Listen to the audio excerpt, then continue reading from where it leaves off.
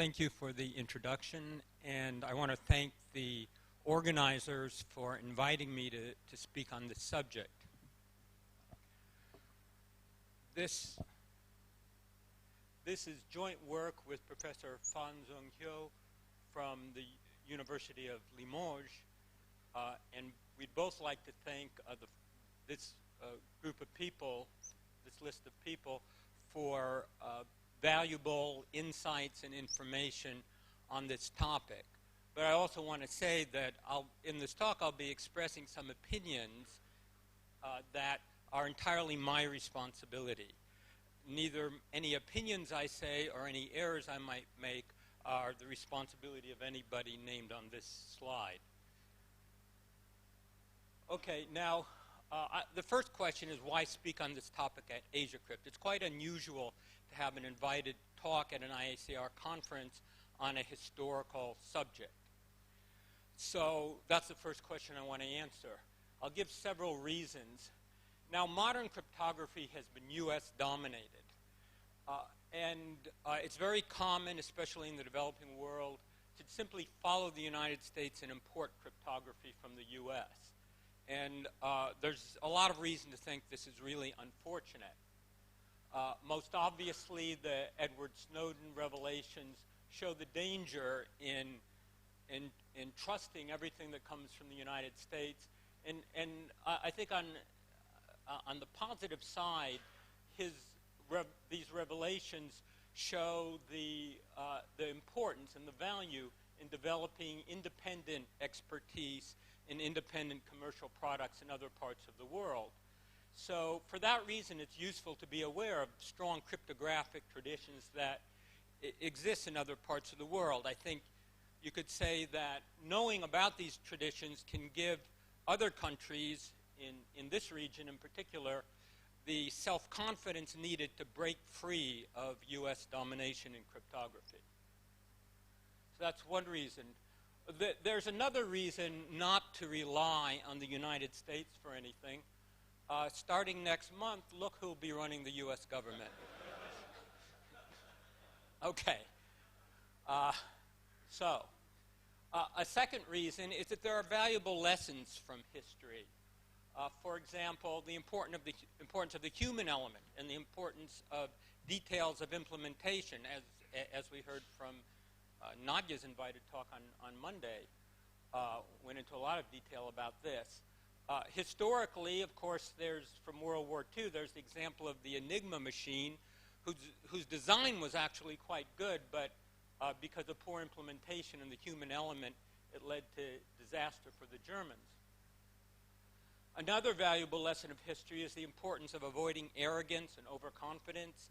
And so, and I think that's especially necessary in our era where there's so much self-promotion and hype, and we're under pressure to get grants and under pressure to publish a whole lot of papers.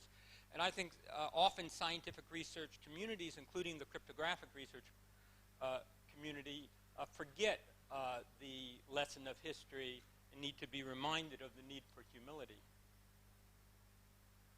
Third, a third reason to study this is that a basic theme in modern cryptography, especially in the work of pioneers of public key cryptography, such as Whit Diffie and David Shom, and also John Gilmore of the Electronic Frontiers Foundation, and Phil Zimmerman of Pretty Good Privacy, a big motive for them is the idea that cryptography can defend the ordinary person, the little guy, against powerful government agencies and giant corporations. So here, this is a sort of optimistic viewpoint about cryptography, that it can be like in the biblical story of David and Goliath. It can be like the slingshot that David used to bring down the giant Goliath. And it's particularly relevant when we meet here in Vietnam because in the 20th century, probably the best example of a David and Goliath situation was the Vietnamese victory over France in 1954 and over the United States in 1975. In her memoirs, Nguyen Thi Binh, perhaps the most famous living woman in Vietnam right now, she was foreign minister of the Provisional Revolutionary Government of South Vietnam and was the lead negotiator of the liberation forces in the South at the Paris peace talks. And in her memoirs that recently appeared, she refers to the story of David and Goliath and says that our friends admired the determination and sacrifice coming from a small nation standing up against a colossal empire. And then she compares our narrative to the biblical story of David and Goliath. Okay, so let me start with the French War. Now, at first, in the early years, Vietnamese crypto was very primitive. It was not even up to normal Vigenère ciphers. It was sort of a weakened version of them. But there was a lot of effort in the late 1940s to increase cryptographic knowledge among the Viet Minh. The Viet Minh was the national front fighting against French colonialism. There was a book that had appeared in Paris a decade earlier that was studied extensively by the Viet Minh in the late 1940s. And they put out their own training manual on cryptography, Mat Ma Dai Kung, that was basically fundamentals of cryptography. For Vietnamese people, please, I apologize for my terrible pronunciation of Vietnamese names and words. I'm sorry about that. I've been visiting Vietnam since 1978, but I still have terrible pronunciation in Vietnam. That book is on display in the Ban Co Yo Cryptographic Museum in Hanoi. Ban Co Yo is the name of the Vietnamese government cryptographic agency, the analog of the NSA here, and they have a museum which displays this book. Now, one thing that was to the advantage of the Viet Minh is that French crypto in Vietnam in those years was also very primitive. It was also not very strong versions of Vigenère. Now, it's kind of funny because, of course, Vigenère himself was a Frenchman and did very good work for his time, but that was 400 years earlier. So one has to wonder, why didn't the French come up with something better to use on the battlefield in 400 years? So that's the first interesting question. One possible reason is that in those years, Vietnam was very remote, very far from Paris in every conceivable sense. And the forces, the French who came here to fight against the independence movement were not the greatest intellects that France possessed. There's also human resistance to using good crypto, in part laziness, of course, but in part also because it was so slow. We see, here's an example that my co-author Hugh found in the Paris military archives, where he uncovered quite a bit of interesting documentation, that at the end of 1953, still during the war there, the French military conducted a comparison of the time needed to encrypt a sample message using 6 variants of Vigenère that they were considering. And the time ranged from 17 to 44 minutes, so they recommended using the shortest of the 6 variants. And notice that the recommendation was based on speed, not security. So Viet Minh and French crypto were at roughly the same level at this time, especially in the early years of the French War. Many secrets were captured and read. Now, at later stages, there were efforts to improve their security, and at least the most high-priority secret messages were usually sent securely, although many others were not. A leading expert on the French War, Professor Christopher Goscha in Montreal, who was a good source of information for us, comments in his work that the Viet Minh was the only anti-colonial guerrilla force in the 20th century that had high-level communications and intelligence, and that includes crypto, in the sense that maybe not high-level from our standpoint today, but at the time it matched and often exceeded those of the colonial powers' forces. So that, for example, in Algeria, the liberation forces could not compete with the French, but here they could.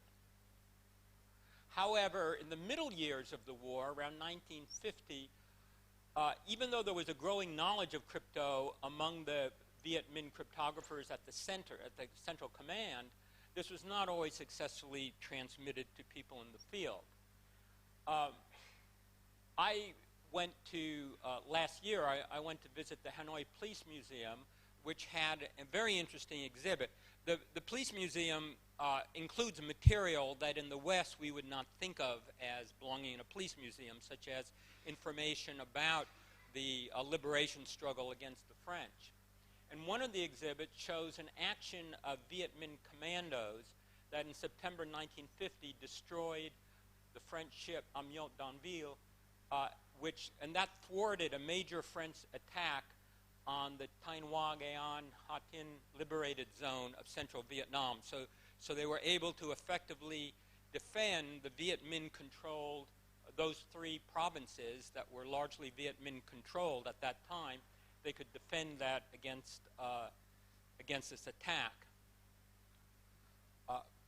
Now, the exhibit showed the cryptography they used, the actual instructions on cryptography, and I examined that for a few minutes and then thought, oh no, this is terrible. So here, let me show you. It's not easy to read, but let me tell you. The first column has the Vietnamese alphabet, which is a modified Latin alphabet. Then at the very top, you might or might not be able to read the keyword, the visionaire keyword is Tinha, T-I-N-H-A, and then the 5 columns, labeled 1 through 5, show the shifted alphabet using those letters. And then on the right, you have a sample message, 17 letters. The Vietnamese words run together, run to 17 letters, padded with O-O-O. So you have 4 plain texts on the bottom left here, and then the corresponding ciphertext over there on the right, the 4 5-letter blocks. So this is just like when I teach elementary crypto, just what we do. Okay. And then, so this is what it's described there. And then the next slide will show the next sheet of instructions that show the resulting ciphertext highlighted in a rectangular box. The first block of transmitted ciphertext is the keyword. So, okay, so oops. And it's nicely spaced, so you can easily see the keyword length. At least they didn't have a problem of key distribution. So, okay. But, okay, so we're laughing at, of course there's reason to laugh at this blatant neglect of Kirchhoff's principle or any other principle of cryptography. But the fact remains that their attack on the French was one of the great successes of a secret guerrilla commando cell in the mid-20th century. So what's the explanation? Why didn't their poor use of cryptography lead to discovery and defeat? So one possibility is that the French never captured any of their communications, so they didn't really need cryptography at all. They could have just sent the plain text. Or maybe the French did capture something, but they're so ignorant, the French who captured were so ignorant they didn't know what they were looking at, and they couldn't crack a visionaire cipher even when given the key.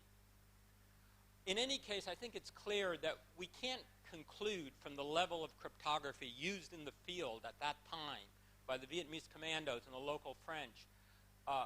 We can't conclude much about the level of cryptographic knowledge at the command centers because they were so isolated there.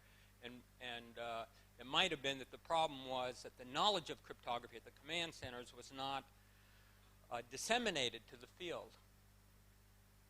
In 1990, the Vietnamese government wrote a long report on the history of cryptography. It was sort of leaked to the West. I don't think it was officially declassified in Vietnam, but it was leaked. And the NSA translated it with the title Essential Matters. I bought it in ebook form on Amazon, which was a mistake because NSA, with all of its technological brilliance, does not know how to format an ebook. It's virtually unreadable. The formatting's so bad. I've never seen an ebook that's that bad. But there were some interesting things in it, not technical details about the cryptography they used, but more the people who were involved and the institutions and the importance that the leadership attached to cryptography. So a couple interesting facts that come out of this book. One is that the cryptographic branch of the People's Armed Forces of Vietnam was formed 10 days exactly after the Declaration of Independence by Ho Chi Minh. So it was a top priority. Another thing, in the late 1950, the year 1950, just a little bit after that incident with the blowing up the Amiot Danville's ship, the Vietnamese sent their cryptographers to China for 6 months of training, and this greatly improved their technical level, according to this report.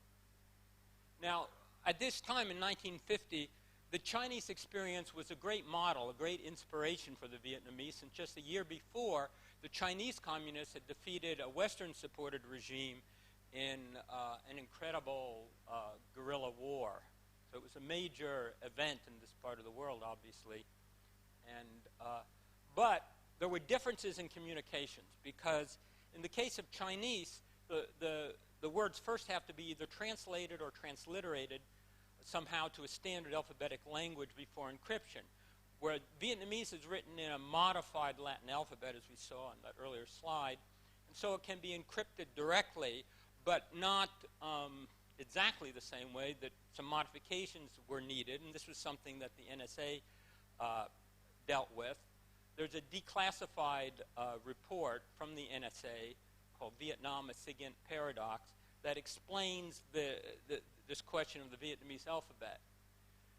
They point out that Vietnamese cannot be transmitted by using standard international Morse code because of the peculiar letters and use of accent marks. So the NSA cryptolinguists had to learn what the Vietnamese had done to express the features of their alphabet in Morse code before tackling translation. And they gave the example that the hooked O was rendered as OW before put into Morse code, and the hooked U is translated into UW. The letter W does not exist in the Vietnamese alphabet, so it could be used for a special purpose. And NSA report went on to say that because the U hook, O hook combination occurs very often in Vietnamese, for example, my co-author's name and a lot of other names, it's very common, so they would abbreviate UW, OW to simply WOW. So that was the first step before rendering it into Morse code and then encrypting it. But that's the closest that the NSA report comes to anything technical. And I should say that the NSA declassified histories have been very useful to us, but they talk about other things besides technical details related to cryptography. So sometimes they're very useful for determining context, but not really for technical things. Another interesting thing in that NSA report is that they conclude that as early as 1961, which was the very beginning of the American War, NSA analysts knew that our opponents were good at the cryptologic trade and maintained a healthy respect for the cryptologic abilities of the North Vietnamese. Well, in the 1950s, the main foreign help came from China until the late 1950s, when the Soviet Union replaced China as a source of advice and assistance. But I don't want to minimize the role of China as a source of help in other areas.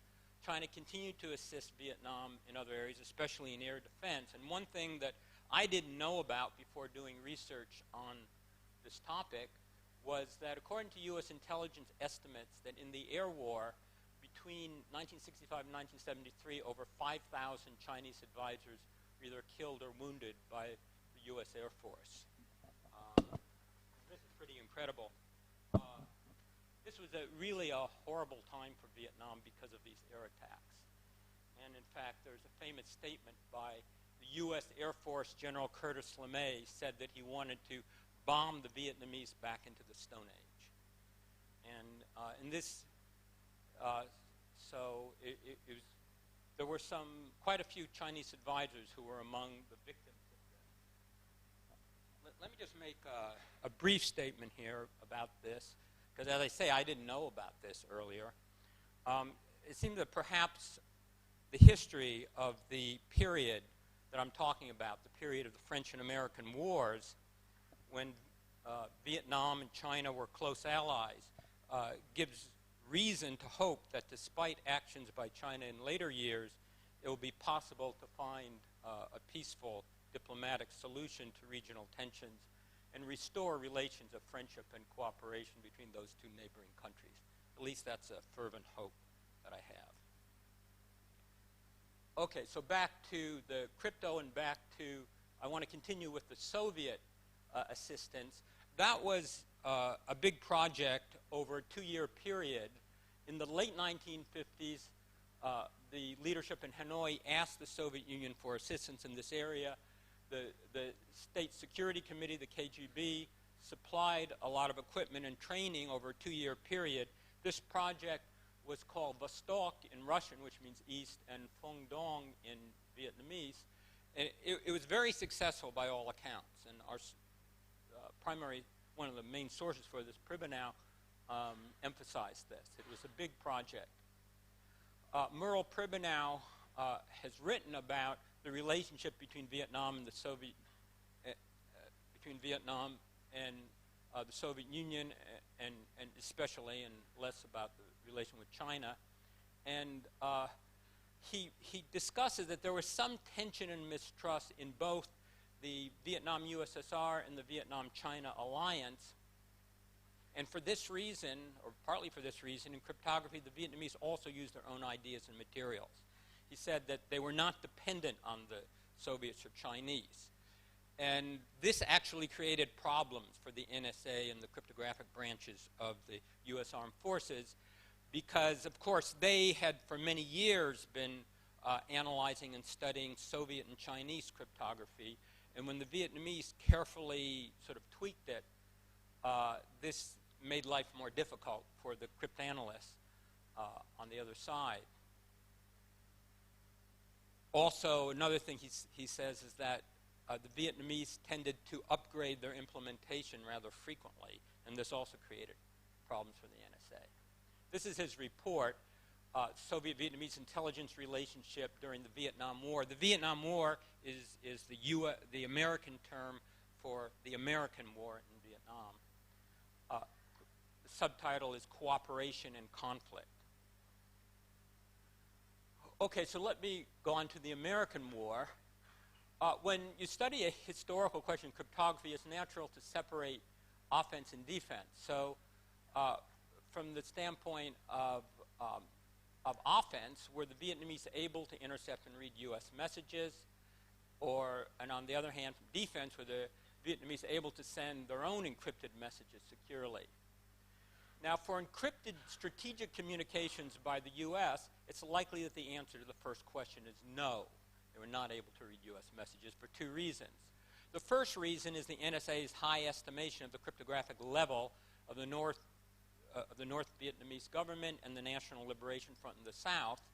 And this would have caused the NSA to instruct the U.S. military that it must use a high level of communication security.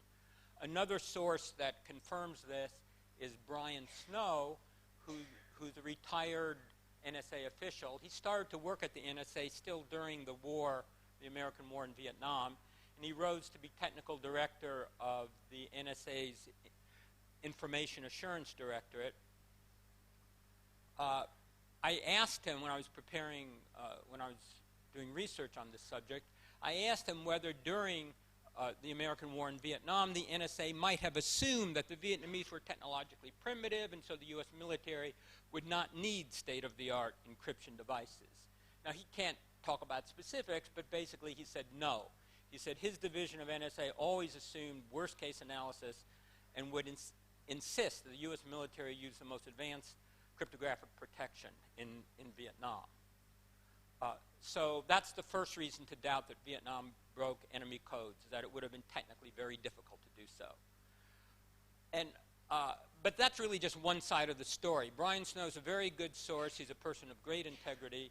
And I think what he was saying was basically correct as far as it goes. However, there is another side of this. And the other side is actually revealed in some of the declassified history by the NSA, which is that in battlefield communications, U.S. communications were generally either unencrypted or were formally encoded using military jargon and slang and ad hoc word substitutions and phrase substitutions and that sort of thing.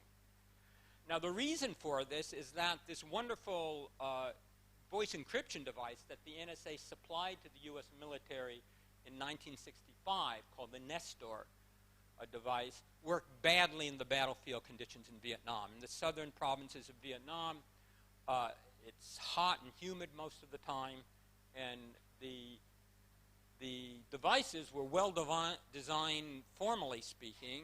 I mean, you could prove their security, but they, out in deployment, they could not withstand, I'm sure they could withstand the weather conditions in Langley, Virginia, but they could not withstand the weather conditions in the south of Vietnam. Here's a picture of it. Now, many in the U.S. military believe that, they're sort of smug about this, they believe that the Vietnamese would never be able to understand American jargon and slang and informal code substitutions in real time. However, in reality, it became known that the NLF the National Liberation Front, was often able to exploit insecure tactical communications by the U.S. There's a very interesting book about this by Lieutenant General Charles Meyer that appeared in 1982.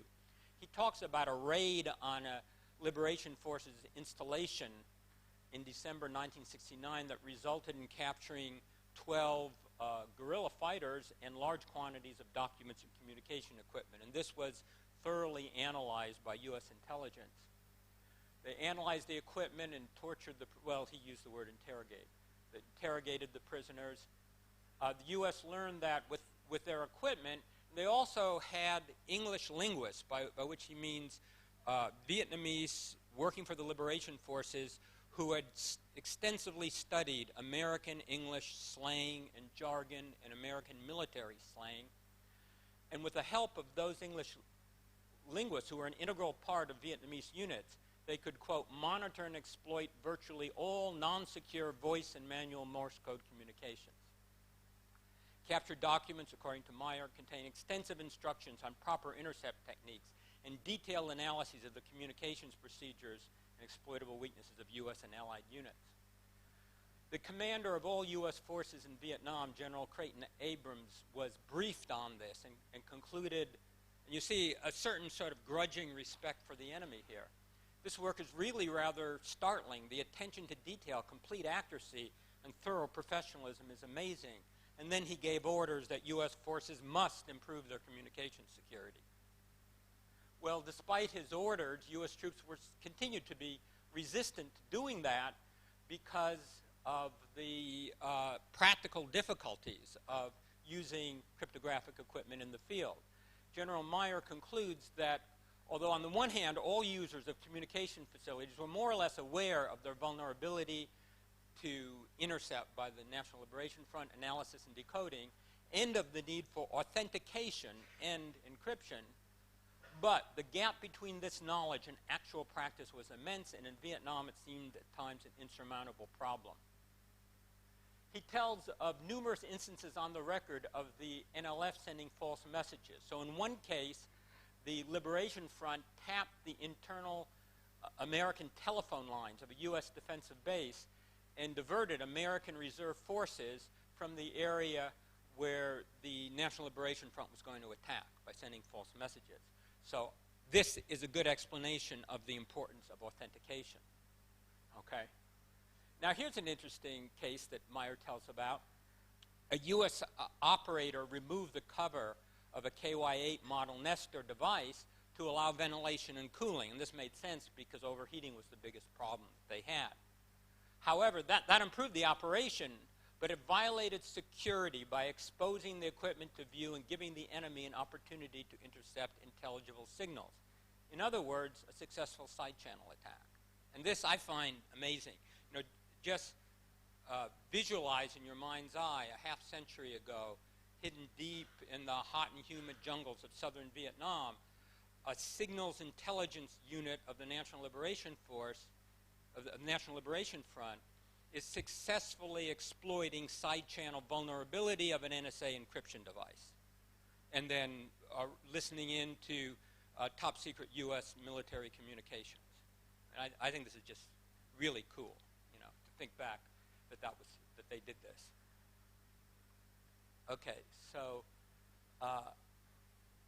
NSA also had a problem with side channel.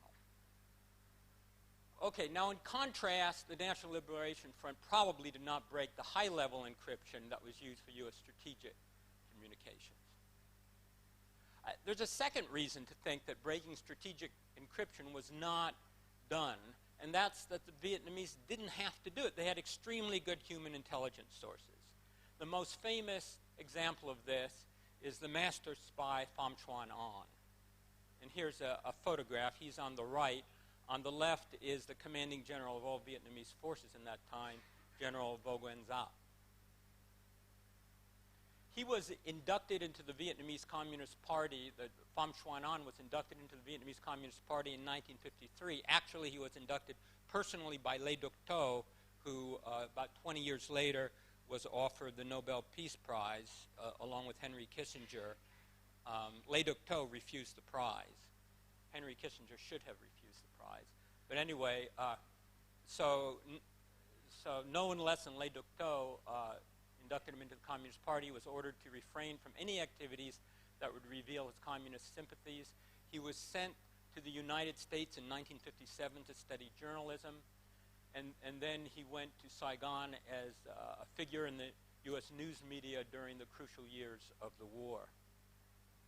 He was trusted by top CIA people. He was very close to some leading CIA people in Saigon, as well as key officials of the South Vietnam regime.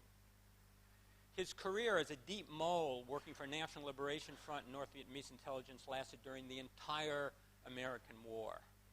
And in secret, it later became known, actually quite recently, that he had received 16 medals upon his death. It was revealed, his death in 2006, it was revealed that he had received 16 medals for extraordinary service in secret.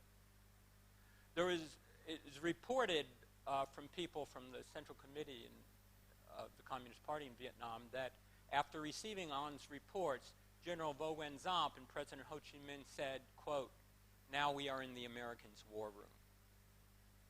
In 1976, he was named Hero of the People's Armed Forces of Vietnam. He rose to the rank of Major General and was given a war hero's funeral when he died. There are two nice readable books about his life in English, and they basically make the case that he was probably the most skillful and successful spy of the 20th century in any country. I also want to mention a mathematician who worked undercover in Saigon and also rose to the rank of Major General, although in his case it was a police rank, Professor Nguyen Dinh Ngọc, who when in his youth he studied math and several subjects of engineering in France. He spent many years in France in his youth. But in the 1980s, when I met him, he was organizing seminars in algebra and topology and other things in Hanoi. He was a friend. He was actually a wonderful source of opinions and insights and information about what was happening in Vietnam in that time during my early visits to the country. During the American War, Ngọc, who was fluent in English as well as French, he actually translated the first public talk I gave in Vietnam, which was in 1983, was translated from English into Vietnamese by Nguyen Dinh Ngọc. He's brilliant at languages. During the war, he circulated in the foreign community in Saigon and acquired a lot of intelligence from them. He also had a brother who had a high rank in the South Vietnam military. But one thing I don't know about Ngọc, because during his lifetime, he never, of course, never mentioned to me anything about his activities during the war. One thing I don't know is whether he used his training in mathematics and engineering to help Vietnam, to help the Vietnamese improve their cryptography. I don't know whether he played a role or not in the history of cryptography in Vietnam. And there were many others. perhaps An and Gauk are among the best known, but there are many others. So the second reason for doubting that Vietnam broke U.S. strategic codes is very simple. With spies like these, who needs cryptanalysis? So, okay. However, with spies like these, they didn't want plain text messages from their spies captured and read.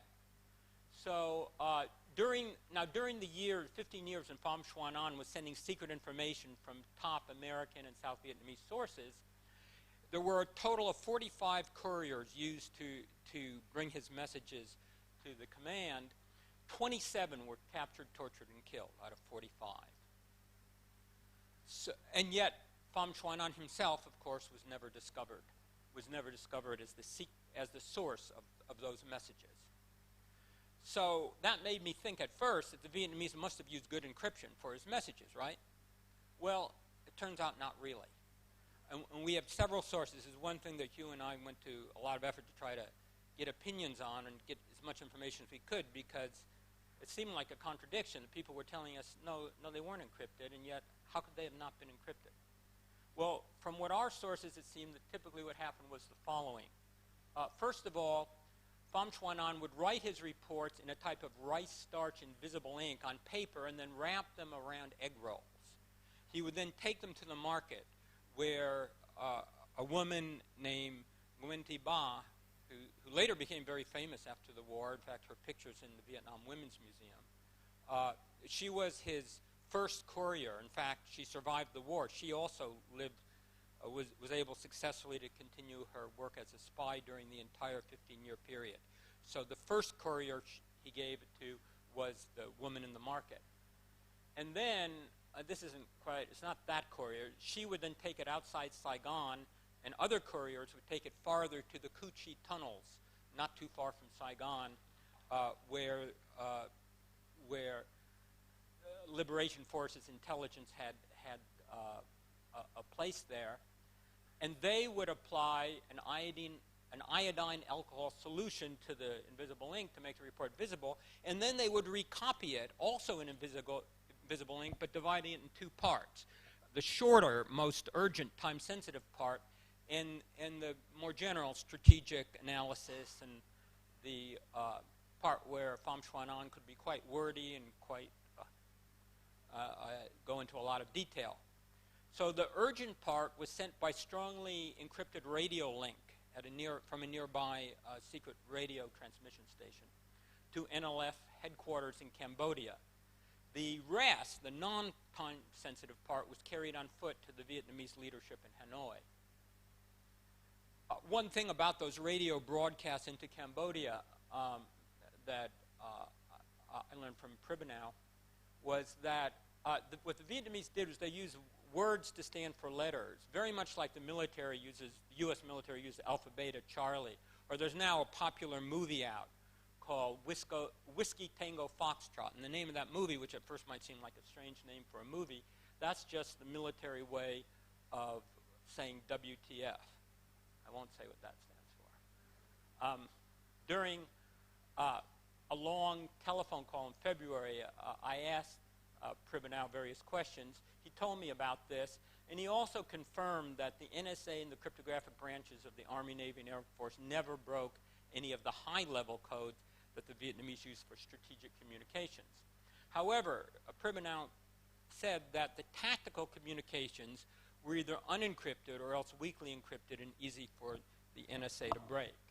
So there's a big contrast here between the strategic and tactical situation, and that was already clear in the case of Pham Xuan An's reports, that only short part of his report would be encrypted. Most of it was not.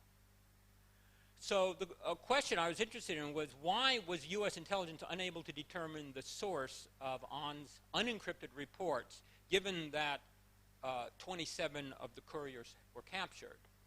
Now, one first question was, were they unaware that the NLF was sending messages in invisible ink? Here the answer is no. They knew that perfectly well. Pribenow said that the CIA and even the French before them were very much aware of the use of invisible ink by their opponents. Were the couriers able to destroy the messages quickly enough on the verge of capture? Well, probably most of the time, or perhaps most of the time, but it's hard to believe that all 27 were able to successfully do that before they were captured. Another possibility, that might be the most likely answer, is that none of the captured reports had elements that pointed directly toward Pham Xuan An or gave clues to narrow the search. That is, the unencrypted messages might have been of a sufficiently general nature, sort of gossip about what was going on in the U.S. and South Vietnamese high circles in Saigon and things of that sort, that there could have been a lot of possible sources. And in fact, U.S. intelligence knew that the South Vietnamese military and intelligence services were riddled with spies. So it was hard to narrow down the source. And the part that was transmitted by radio to Cambodia was never broken by the U.S. So if that urgent part of the message contained things that might have pointed to Pham Xuan An, that the U.S. was never able to determine. The source, by the way, Merle Pribenow, he retired from the CIA in 1995. He worked for 27 years as a Vietnamese language specialist for the CIA. And this was his summary of Vietnamese cryptography during this time. North Vietnam sent cryptographers and radio operators south in the early 1960s to upgrade the security of communications with the South. Said they used several different systems during the course of the war and upgraded their encryption systems several times. By the end of the war, at least, they were using a double encryption system involving the use of substitution codes from a code book and then enciphering with a one-time pad above that. Now, the cryptographic museum that Ban Co Yo has displays such a code book, and the way it worked was that each syllable of a Vietnamese word was converted to a 5-letter block in the Latin alphabet. And Vietnamese lends itself toward that because Vietnamese words break into syllables that are written as separate words in a clear-cut way. So, for example, attack, which is Tan Kong, the first syllable was put in the code book that Hugh observed at this, studied at this museum, into AFHBV, basically random letters in the Latin alphabet, and the second syllable into 5 other ones. Then a one-time pad, which was shared just between 2 users, was used. Now, the code book that told how to convert a Vietnamese word into the random 5-letter blocks, that was shared among many users. That was distributed to many users. When a code book was captured by the U.S., it would be immediately replaced by another one. But that did not have the highest level of security. However, the one-time pad was just shared by 2 users, and it was manufactured as very, very tiny, presumably so that it could be swallowed if someone was captured. And it had to be printed in the Soviet Union because Vietnamese presses could not handle the printing job. And also it had to be read with a magnifying glass, just a tiny type. There's an NSA history called Spartans in Darkness, a nice title, and it's available online. It has some very interesting information, although the parts dealing with cryptography are heavily redacted. It gives, to summarize the information in it, it gives 2 key areas where signals intelligence gave Americans tactical benefits. First of all, these are the 2 most important areas during the American War where the U.S. got an advantage. Starting in late 1967, U.S. obtained accurate estimates for the numbers and the destinations of liberation forces that were moving south on the Ho Chi Minh Trail in preparation for the Tet Offensive of February 1968. And during the air war, they could intercept messages and alert U.S. bombers about surface-to-air missiles that were approaching and approaching MiGs so that they could take evasive action and break through the air defense around Hanoi and other targets. Now, the problem for the Vietnamese was that encryption was very slow with the primitive technology. So tactical communications could not be sent securely if either a vast amount had to be sent, which was true in the period when personnel and materiel were moving south in 1967-68, or when information had to be sent extremely fast, as in the case of air defense. So so that was really the fundamental problem. So Vietnam did manage to shoot down many bombers, but they would have shot down more if they'd been able to encrypt all of their orders to the MiG pilots and the surface-to-air missile operators, which unfortunately was not possible. So this meant that during the time of the Tet Offensive, and also during the time of the air war, American signals intelligence allowed the U.S. to inflict much greater casualties, much greater killed. A tremendous number of liberation fighters were killed during the Tet Offensive. It was a strategic victory for Vietnam, but it was a very, very costly one. Probably one of the reasons why it was so costly was because of U.S. SIGINT. And similarly, during the air war, the U.S. relied heavily on intercepting surface-to-air missile communications, especially. So to summarize the picture, despite the technological superiority of American forces, communication security was really approximately equivalent in the sense that it was good for strategic communications and bad for tactical communications on both sides. So in a sense, you can say that crypto was leveling the playing field in the sense that Vietnam was fighting against a much more technologically advanced country in the French and American wars, but in cryptography it sort of leveled off. So why was this? Well, I would say that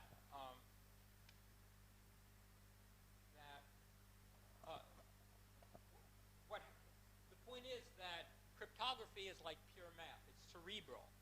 You don't need capital investment with crypto. For good crypto, you have to be smart. You don't have to be rich. In mathematics, Vietnam has a strong tradition, exemplified in the 20th century by Professors Le Van Thiem and Hoang Thuy, pictured here, and in the 21st century by Fields medalist Professor Ngo Bao Chao. So given that Vietnamese culture places such a high value on things like pure math, places a very high value on pure thought, it's not really so surprising that they could come up with ciphertext that the NSA could not break. And Gauche mentioned that among the anti-colonial wars in the 20th century, the French War, for example, was unique in that respect. Okay, and finally, judging from last year's ASIACRYPT, there's interest at ASIACRYPT in the moral character of working cryptography. Now, I'm not going to talk about that. I don't consider myself to be an expert on moral issues, and I think it's not always appropriate to lecture one's colleagues on what's moral and immoral anyway, so I won't do that. But what I do want to do is conclude my talk by talking about something moral, what I found to be an inspiring example of the highest level of moral behavior among people working in communications intelligence. So I want to tell that story. This was revealed in two sources. There's a book by a very famous American journalist named Seymour Hersh. The book's about Kissinger and Nixon. It's not about anything related to cryptography, but there's a long footnote in it that reveals the story. There's also a lot about this story, or a fair amount, in a declassified 2002 NSA history of cryptography in the war, although that's heavily redacted, and there are only a few details added to Seymour Hersh's account. So here's what happened. During the U.S. Air Force Christmas bombing of Hanoi, December 1972, there was a large group of U.S. Air Force intercept operators at two intelligence stations, one in Udon, Thailand, the other in Okinawa, Japan. They conducted what's called a nil-herd protest over a 36-hour period. Nil-herd in Air Force jargon means that you say, I can't hear anything. Nothing's coming through from the station that they're assigned to monitor. These men were so disgusted by the U.S. bombings, the war crimes that their government was committing, that they refused to report the intercepted traffic they were hearing from the Vietnamese surface-to-air missile stations. This is pretty incredible. I was amazed at this. According to Seymour Hersh, some of the men were so disgusted by what their country was doing that they cheered when they heard that a B-52 bomber had been shot down by the Vietnamese. Now, there were reports. Now, the U.S. Air Force continues to classify everything connected with this episode. But there were rumors or reports from other airmen that there were secret military trials of the protesters in Taiwan. Now, the action of these men, who were low-ranking U.S. Air Force men, they helped the surface-to-air missile stations defend Hanoi. And when I read about this, it brought back some vivid memories of the first trip to Vietnam by Ann and me in 1978, just 3 years after the American War ended. It was still, you could see the devastation from the war. In fact, Noi Bai Airport, where we all landed, the international airport, at that time it was just a little airstrip. And around it you could still see the bomb craters that were at that time filled with water. And when we drove in to town, you could see the trees had white paint around them, a strip of white paint. And we asked, why the white paint? The reason was so that the moonlight reflecting off the white paint could guide the trucks, because the trucks couldn't use lights, because it would reveal their location to the enemy who was attacking from the air. So just thinking about this, we also went to Ham Tien Street. Now, Ham Tien Street is toward the center of Hanoi. It's about 5 kilometers from here to the south. And now, of course, long ago it was completely rebuilt. When we went, I don't know if it's still there, but in 1978 there was an exhibit that showed the total destruction of homes on Ham Tien Street as a result of the Christmas bombing. Just on that street alone, 283 civilians died on the day after Christmas in 1972. So one of many, many horrible atrocities committed at that time. And here's a picture that was taken soon after. You can see what General Curtis LeMay meant by bombing them back to the Stone Age, right? Okay, now, of course, many of the bombers got through, despite the Vietnamese air defense. Many people were killed. But it's reasonable to assume that the protest action by the U.S. Air Force officers that resulted in more planes being shot down, more bombers being shot down, must have prevented the number of people killed in Hanoi from being even greater than it was. And think about this. Those signals intelligence workers in the Air Force, U.S. Air Force, faced an incredibly difficult moral choice. Either help save their pilots from the surface-to-air missiles, or help defend the innocent people of Hanoi from the bombs. They chose the second. So now we're meeting in the same city 44 years later. I think we should pause to salute those men for their courage and morality at a time when war crimes were being committed against innocent civilians. Thank you.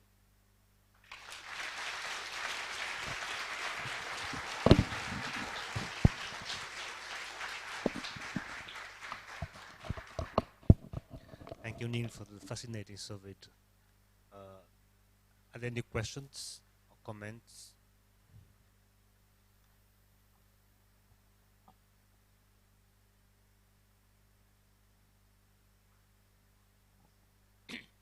One of the most famous incidents in the American war was the attempted rescue of prisoners of war by the Americans. They raided a camp where they thought that the prisoners of war were located, but it had been emptied before the raid. Do you have any indication that cryptography or cryptanalysis played any role in this failed attempt?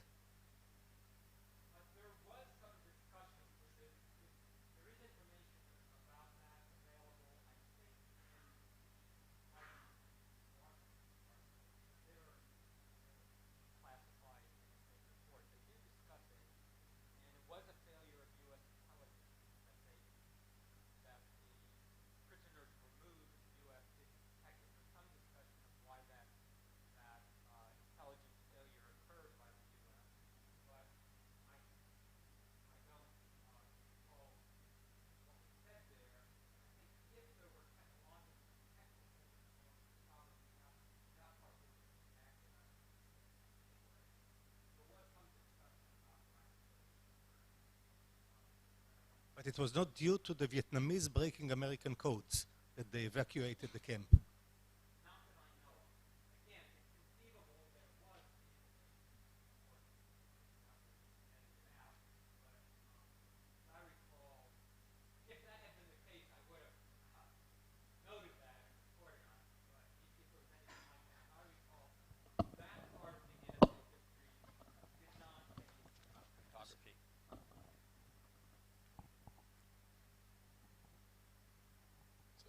For the broadcasted intelligence for the strategic stuff, was it the case that they would transmit from locations in the south or in the north to Cambodia, and then they had effectively location anonymity for receiving? How was it actually organized in terms of sending messages? With couriers, it's clearly one person going to another person, but with the radio transmissions, when they're encrypted, did they move locations before broadcasting, or? Well, I would assume that the broadcasters must have moved, must have been mobile broadcast units. They couldn't have possibly stayed in the same place because that can be easily traced by the enemy.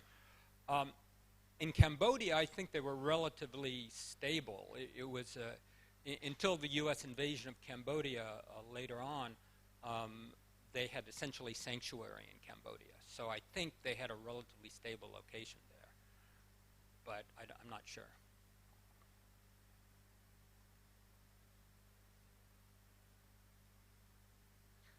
So I remember last year when we had a conversation on this subject, you asked yourself the question as to how the Vietnamese intelligence realize, be aware when the message being deciphered by the American side.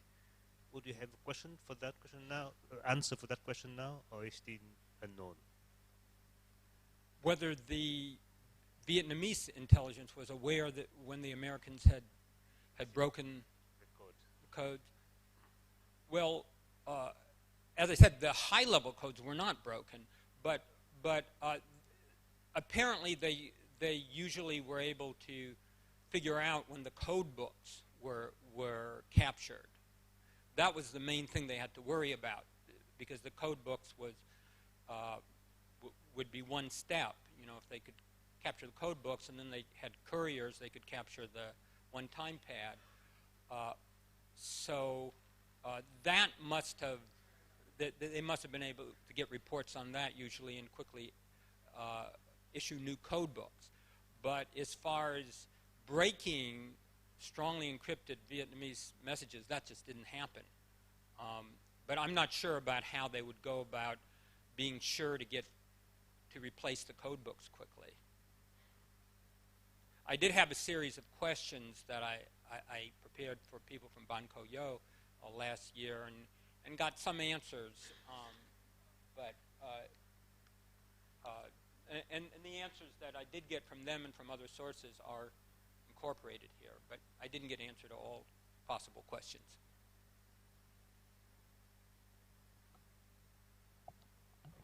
In the liberation struggle in South Africa, the USSR also had helped a little bit with the math using modular addition. Essentially, they did one-time pads.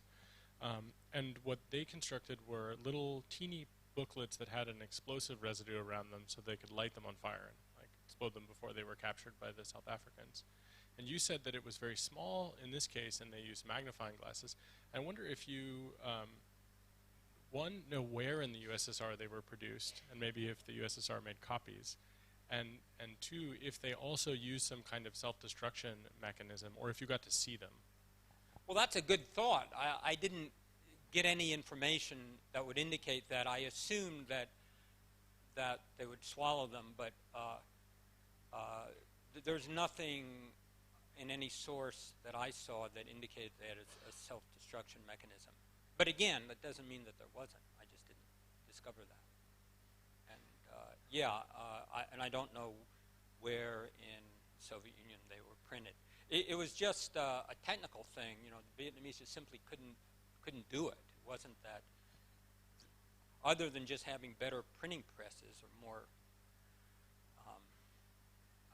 miniaturized printing presses in the Soviet Union. There wasn't any other reason why it was sent to the Soviet Union to be printed up.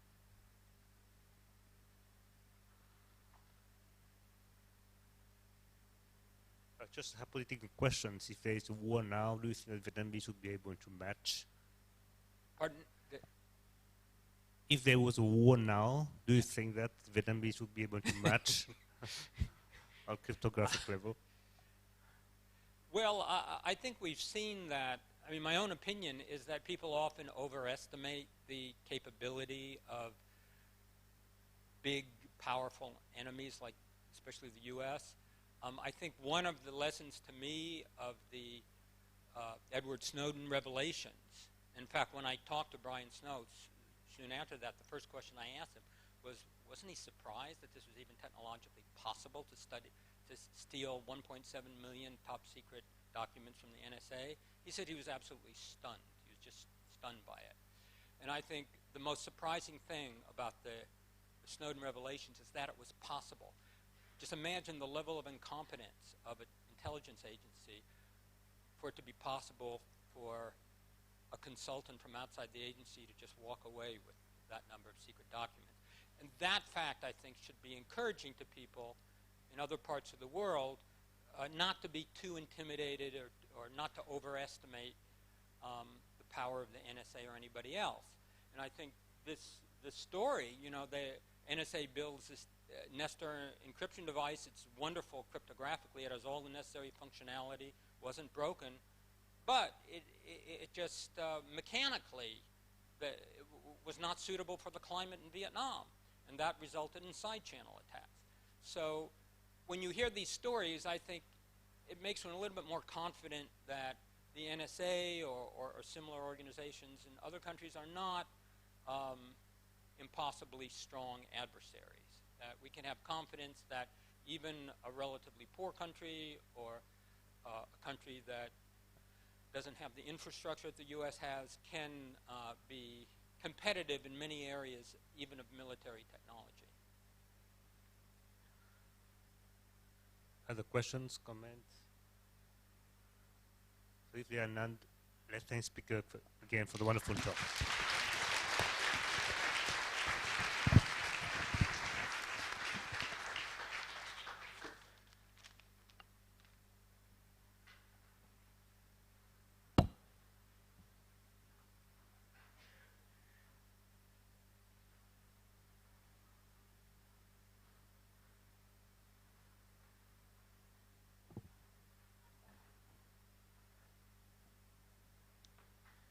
So, good morning, ladies and gentlemen. So we are a bit late on schedule, so I propose that we start right now. So I'm Serge Vaudonnet from EPFL in Switzerland. It's my honor and pleasure to chair this session. So as you know, the program committee decided to award a few papers in these conferences. We have seen one presentation on Monday. We have seen one presentation yesterday, and today we will see the presentation of a third paper which was awarded by the program committee. And this paper apparently creates a new branch of cryptography. So the paper is by Alexander Russell, Moti Young, and Hong Tsung Chu, and the talk will be given by Kyung Tang. Everybody hear me well? Thank you for the introduction, and also we thank the PC members for the recognition of the paper. Dr. Copley is already going to talk about cryptography, clipping the power of kleptographic attacks. This is joint work with Alex Russell, Moti Young, and Hongsheng Zhou. So we know that modern cryptography have achieved splendid success in the last couple of decades, both in practice and theory. In particular, a large amount of efforts have been devoted in crypto theory trying to precisely define security models to capture real-world attacks so that we can establish some kind of rigorous security arguments. While real life is sophisticated, the simple-minded crypto is very challenging for the simple-minded crypto to perfectly capture all the real-world attacks. So that's the quote I put here. Despite all those great advancements, still there's a long way to go. In fact, there's still a huge gap between the security practice and the crypto theory. I steal this picture from The Economist, which originally trying to describe the post-election life, which I also found quite fit here. As you may guess, depending which community I'm talking to, I might swap the names of the two sides. But the reason it makes perfect sense is that the gap actually due to responsibilities from both communities. One fact in this gap is that there exists an implicit assumption essentially in every single cryptographic models that the security can only be guaranteed unless we trust the implementation. So the current tradition is that once cryptographers have designed and analyzed the cryptographic algorithms, then their job is done. Someone gonna implement it correctly. While putting trust on implementation is very dangerous. Nadia already gave us a great demonstration that all kind of possible attacks could happen. Besides the unintentional careless bugs due to the programmers, more and more evidence was shown that intentional sabotage on the implementation could happen. Here I can give you more real-world examples.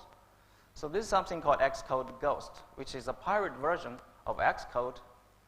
It embeds backdoor to every single app that is compiled from it. If you use the app compiled here, then it's likely your personal information will be revealed. This is the notorious Volkswagen emission scandal. They intentionally tune their device to change the behavior when they are tested for emission, while the specification doesn't say so. I guess most of you have heard of this touching letter from Apple that they claim they do not want to cooperate with FBI to even unlock one of the terrorists' iPhone. But a hidden message behind this letter, although unintentionally, is that they do have the capability to unlock everybody's iPhone.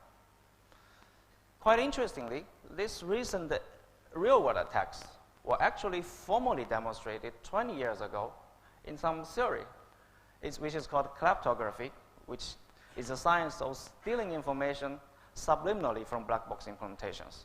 This is due to Adam Young and Moti Young. A very simple example can be seen as follows. We all know and love RSA. A version of the textbook RSA key generation could be done as follows. We choose two random primes, multiply them. Anyway, and we choose a random exponent as a public key. While the implementation do not have to follow exactly as the specification, it still generates public key and secret key, but it may contain some backdoor or special instruction to guide the adversary, the malicious implementation to do something different and to give the adversary some more advantage. In particular, a special attack can be seen as follows.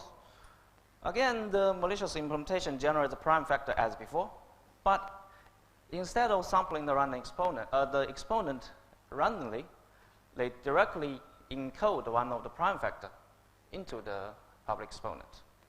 Now it follows immediately that to the implementation provider who has the backdoor can directly decode from the public key to get the prime factor and completely break the security of RSA.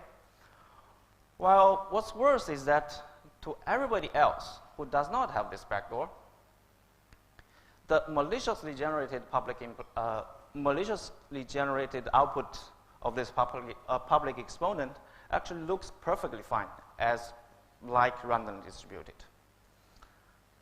Quite unfortunately, Adam and Moti got quite lonely for quite some time. The security community don't really take this attack so seriously. Maybe it's mainly considered as some theoretic and geeky attacks.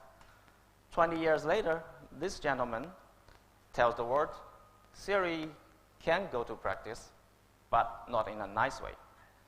So in the Snowden revelation, there's actually there's something called dual EC pseudonym generator, which exactly carries this type of attack by generating malicious public parameters.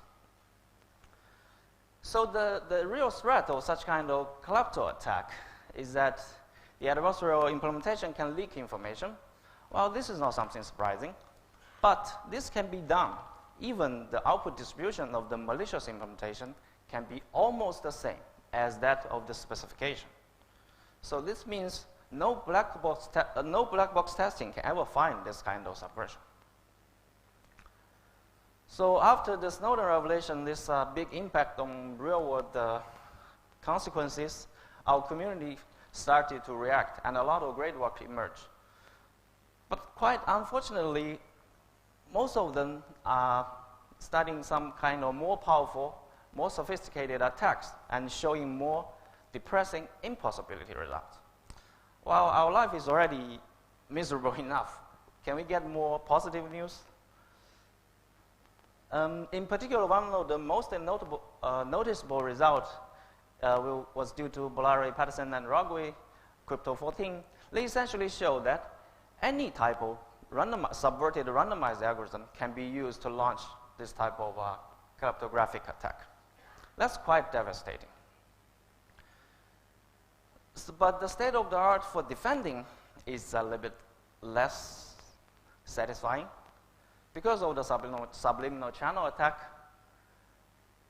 it was suggested that we may have to give up on randomized algorithms. One immediate consequence is that we have to assume the key generation to be honest. Also, the encryption algorithms, we have to use deterministic version. So this means we can never achieve CPA security for public key encryption. Also, the correctness of the malicious implementation is essentially directly assumed. There are also some other interesting perspectives considering defending. One of the most interesting one, probably due to Dodis et al., assuming some kind of trusted reverse firewall. But the critical factor here is that they need some trusted source of randomness, which is not clear where we can get. If we can't have trusted randomness, actually, it seems the subliminal channel attack will simply go away. So the status is somehow looks a little bit like this to me. So it's, for defending, actually, the situation is widely open. From theoretical point of view, we don't even have an agreement on what is the right model. What do we mean by security in this new setting? And we essentially know very little, equivalent to know what to do about the subverted randomized algorithms. If we think just simply giving it up is also a good option. And very few functionality have been considered. This is far from being understood. Basically, we don't have understanding at all. So the long-term goal is that we want to design some kind of system that can be immune to such kind of cryptographic attack. And we won't even want to build a parallel theory of cryptography in this new setting. We call it cryptography. We devoted quite some effort and made some progress along this line. The first, of course, is definition. We cryptographers love definitions. And we want to lay down the foundation of this cryptography. So we propose a general definitional framework which enabled us to derive a hierarchy of definitions. A quick remark here is that we explicitly permit the adversary to subvert every single algorithm within one cryptographic primitive. This is quite different with previous works that assume some algorithms, such as key generation, to be honestly implemented. With the taxonomy settled, we would like to do some real job. Can we actually mitigating the damage of subverted algorithms? Can we somehow dance with this subliminal channel so that still some of the primitives can be preserved secure in this very devastating setting? And we want to achieve this with minimal change in the existing specification so that it can be immediately deployed. To be more concrete, we consider the subversion resistant trapdoor implementation, pseudorandom number generator, and digital signatures. Let's have a brief look of what do we mean by cryptographic model. So the story now goes as follows. The adversary implements some functionality and posts it for use. So the regular user, what can they do? They can only take it and use it, hoping it's secure. While there also exists a new entity called watchdog, who has the specification, can be denoted by some industrial lab or whatever. he will take the implementation and interrogate it, compare with the specification, try to do some detection. In more detail, there will be 3 participants in this security model. So again, the adversary is still there, but it's more powerful, because now the adversary is allowed to not only play in the game to break security, but also provide malicious implementations. The challenger also is still there, but the challenger got much more restricted because he's now only allowed to use malicious implementation to play the game, to play the traditional game with the adversary. While the new entity watchdog simply just do a black box testing. A cute feature, a characteristic to mention here is that normally such kind of powerful attack are launched by implementation providers or specification or standardization agency, right? They might be quite malicious. They want to break security, but in some sense they're also proud. They don't want the public to know what they are doing. They want to keep the subversion under the radar. So the adversary's goal here is twofold: break security, but keep the subversion under the radar. So the security in this new setting is just the other way around. Either the watchdog can detect the subversion, or the primitives will still be secure in some kind of upgraded security game when user simply use malicious implementation. Actually, the real modeling procedure is quite sophisticated, depending on the quantifier, the power of the watchdog, the form of the implementation. Actually, there exist multiple variants of the definition. We encourage you to take a look at the paper or possible models. One might immediately have a question, since in the cryptographic attack, it's essentially demonstrated no watchdog can find out the subversion, right? Then what's the point of having this watchdog? What's the use of it? The watchdog can at least do some very minimal thing to ensure the implementation at least is not completely crazy. For example, for deterministic algorithm with public input distribution, the watchdog can simply just sample, evaluate, and compare, right, to ensure the consistency. But for randomized algorithm, for example, randomness generation, no watchdog can ensure the output to be uniform, but at least the watchdog can ensure the randomness, the output has certain amount of entropy. Otherwise, the watchdog can simply observe a lot of collisions by repeatedly running the implementation. So the main idea of this whole cryptography actually is how we can amplify this very minimum trust or very minimal guarantee provided by the watchdog by very delicate specification design, so that we can boost this very tiny guarantee to ensure the security of the whole cryptographic primitive. We want to mitigate subliminal channel as the major task, and one critical factor here is the key generation has to be randomized, so we have to deal with this situation. Let's consider one of the most basic building block in crypto, which is one-way permutation. Everybody knows what it is. And suppose some adversary wants to launch the klepto attack on one-way permutation. What can he do? She can simply supply a malicious key generation or index generation implementation and keep the implementation somehow undetectable. Here I ignore the evaluation component because it is a deterministic function with a public input distribution, so it would be almost consistent. The attack is actually very simple. It simply echoes the folklore knowledge that random padding is dangerous. So imagine there's a part of the index actually will be directly output. So this redundancy will be explored and used to embed the backdoor, or here the backdoor is directly in the form of a trapdoor. So the attack here itself is not super exciting, but it tells us some intuition that if the attacker wants to launch a klepto attack, she has to make the output contain some kind of structured information to help her to gain some advantage. Thus, in order to mitigate this subliminal channel, we have to mess up with this structure. This reminds us some conventional wisdom in life called nothing up my sleeve, which is usually done by magicians when they are doing the opening, right?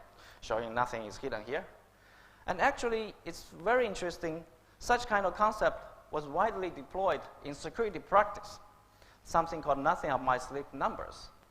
So if, consider we want to have some public parameter or public constant, we don't want to be under control of any of the agency, we can simply go to the Mother Nature to choose some part of pi or the base of the natural logarithm. So this taken as a constant ensures no one can have full control over it, right? No human can have control on the nature. These are great, brilliant practical ideas. But we want to bring it one step further. We need some kind of key generation, right? So we need still introduce some kind of uncertainty. We need to, in order to mitigate such kind of subverted key generation, essentially we want to build something like nothing up my sleeve keys or parameters. It's quite natural or intuitive to think if we propose the specification to contain two components, one again is the key generation, and together with a hash. So the actual output will be the hash applied on output of the key generation. A quick note here is that both components can be subverted. Neither of them can be trusted. The only thing is enforced is that the specification has to contain these two components. Well, the intuition why this works is quite simple. So for any backdoor, it can only influence a very sparse subset of the indexes. I mean, otherwise the specification itself will be insecure. So mapping a polluted index by dispersing it to kind of uniform random points in the domain, we are very likely to map it to a safe place. Well, here, why we can use the subverted hash function? Again, it is because of the fact the hash function is a deterministic function with public input distribution, if we check carefully. So with this intuition, we can actually formally demonstrate with a slightly adapted new specification, and assuming the specification of the hash function is modeled as random oracle, then we can show this is actually subversion resistant. Well, this simple idea can be bring further. One of the first interesting observation is that we may be able to do the same thing to say dual EC pseudorandom number generator. And what it makes more interesting is that it was demonstrated in a ASIACRYPT paper due to Dodis et al. They essentially proved that it's impossible to clean the output of the dual EC pseudorandom number generator by even applying a trusted random oracle. So these are just clean different part of the PRG give us opportunity to sidestep this impossibility result. So with this basic building block, we also want to do something more to build high-level crypto schemes. For example, one thing we choose to consider is we similarly save trapdoor one-way permutation, and then we try to use this as a building block to construct the full domain hash, to save the key generation of the full domain hash signature scheme. Along this way, we find we have some more interesting observations. So the simple full domain hash proof actually cannot go through in this new setting, which is quite surprising. I will explain a little bit more why. But fortunately, the reduction from one-way permutation to PRG still preserves. These facts hint a little bit that the whole landscape of cryptography in this new setting might be completely different. So we may consider a lot of things. So I guess a lot of you, many of you are very familiar with the full domain hash proof. So the critical parts here is the reduction has to somehow embed the one-way permutation challenge into the random oracle queries of the adversary of the signature. And this is folk knowledge everybody knows. But in the crypto setting, the one-way permutation challenge has to be generated by the malicious implementation, while the random oracle queries can be made even before the adversary is actually building the implementation. So now there's no way to similarly embed this challenge into the run oracle query, because when asked for run oracle query, the reduction may not even see the challenge yet. So to fix this signature scheme, we need to revise for domain hash a little bit. The idea is also quite simple. We want to force all the useful queries that made by the signature adversary all have to be after the implementation is provided. This can be achieved by simply hashing the public key together with the message. Why this works? Because the public key itself has to be generated by the malicious implementation. Well, if the adversary don't supply the implementation, he will never get any useful query. Or if the adversary wants to query a real useful message, he has to get the public key first, which she should provide implementation first. So a quick summary here. The real message I would like to deliver is it's actually possible for us to do something meaningful that we can defend against such powerful attack on randomized algorithm, but with also very minimal trust and very minimal change by redesigning the specification. For another a little bit more theoretical note is that the whole landscape of cryptography, when we add in this one more dimension without the trust on the implementation, might drastically change. So the Impagliazzo's 5 words in this setting might be completely different.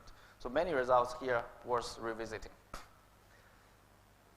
Since this is really the beginning of a largely unexplored area, many problems remain open. So I only highlight some of the most interesting or critical questions to us here. For example, all we talk about in this paper is try to mitigating subliminal channel. But the subliminal channel here still exists. At least whatever we do here, still the adversary can leak at least like 1 bit of information. For some primitive might be fine, as we demonstrate in this paper, but for other primitives like encryption, 1 bit of leakage already destroyed the CPA security. Also, there exists another much simpler attack. It's called a hidden trigger. Just imagine a signing algorithm which directly reveals the secret key when signing a specific message. It turns out that this very simple attack is much more challenging to defend. Of course, you can also consider how to remove the run oracle, blah, blah, blah. So before I close the talk, actually there are more good news. So we do make some progress along these 2 most important questions I just mentioned. With another trick of the specification, we can actually destroy the subliminal channel generically by introducing a very mild assumption of independent execution. And doing this can help us to save the most important cryptographic primitive public encryption and also preserve the standard security. Also, we want to achieve we also achieve the digital signature with only our offline watchdog. So what does that mean? So the current signature scheme, to defend against the hidden trigger, we have to introduce some kind of online version of the watchdog, which is piggybacked at the implementation, which checks every single transcript, which is very hard to instantiate. So this involves some quite new technique of self-correcting run oracle. Then we would get a quite interesting result for signature. So with these 2 pieces of good news, I will finish my talk and take questions. Thank you.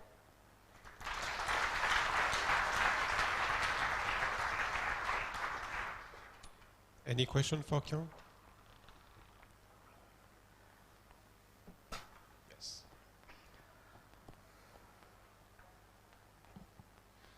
I'm curious, with the idea of the nothing up your sleeve number, I think that obviously you never know where a parameters come from if it came from NIST, for example. And people have asked and then NIST doesn't remember or can't figure it out.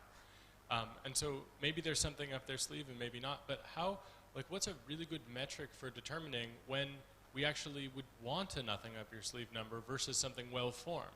Because I can imagine one way to backdoor a specification would in fact be to put a nothing up your sleeve number into the specification when in fact you wanted something that was like well formed in some way, that wasn't just totally random. And by using something that's totally random, you've actually backdoored the specification.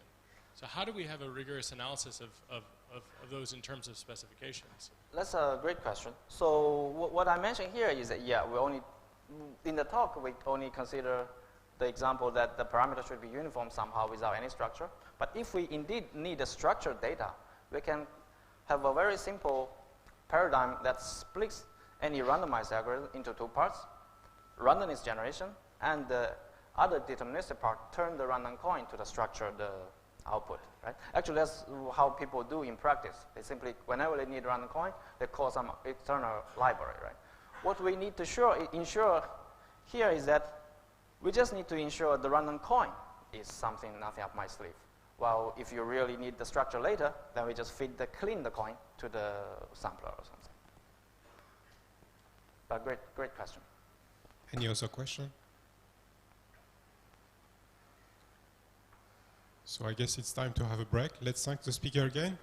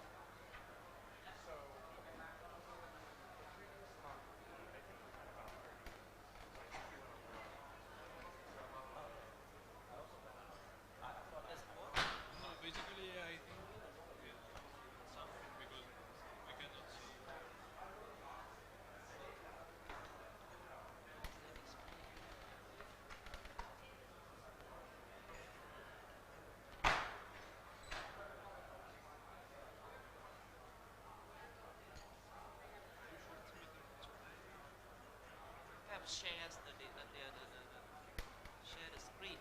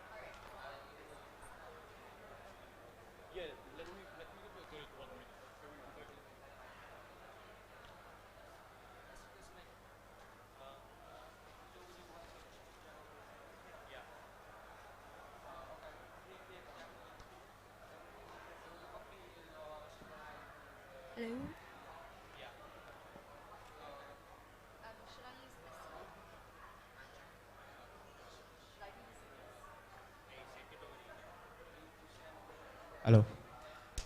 I should use this one. But I'm asking, should I? I'm the session chair? Okay, I'll use this.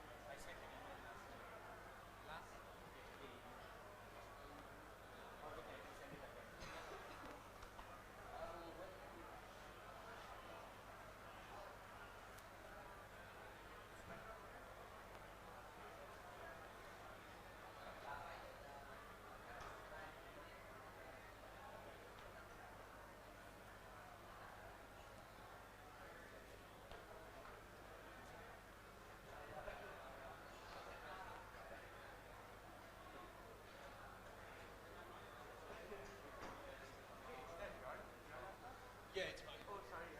No, don't worry.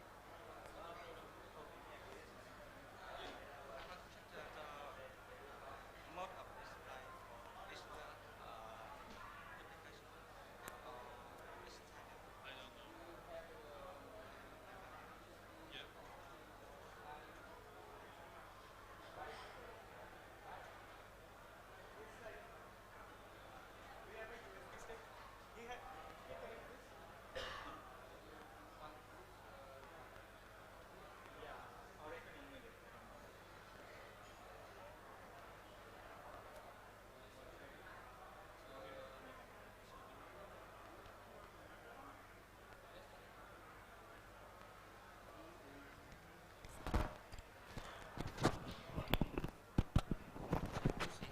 Yeah, whatever you want.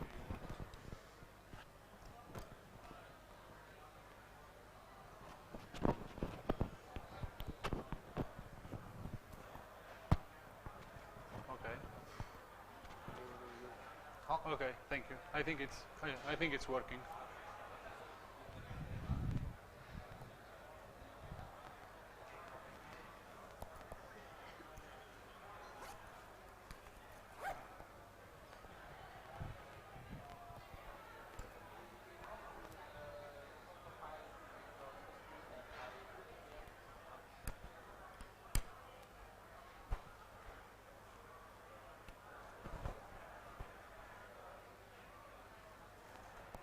Are you okay?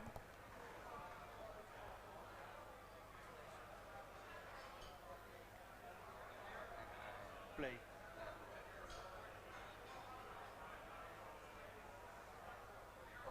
Okay.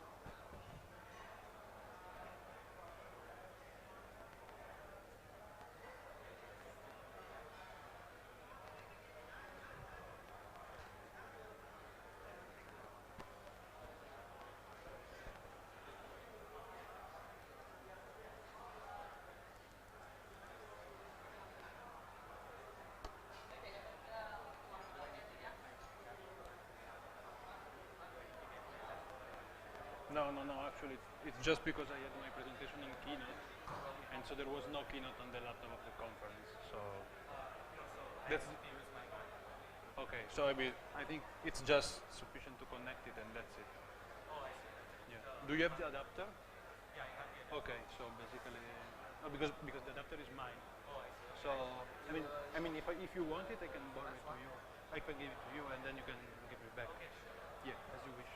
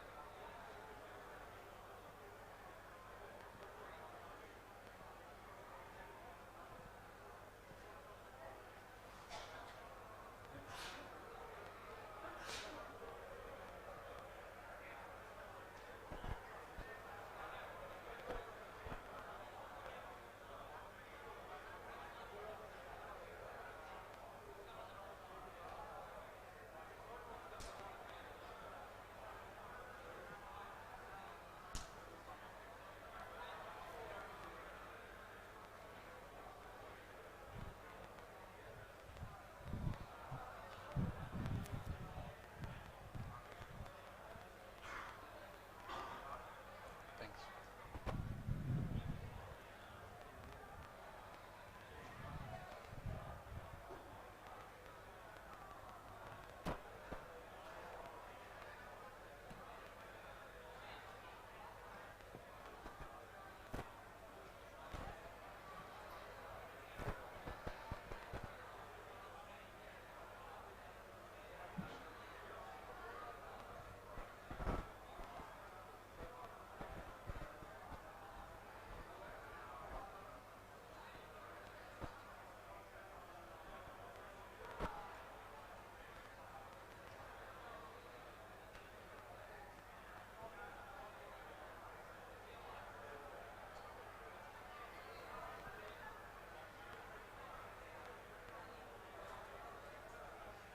Your microphone is not work, you can hold it. Okay.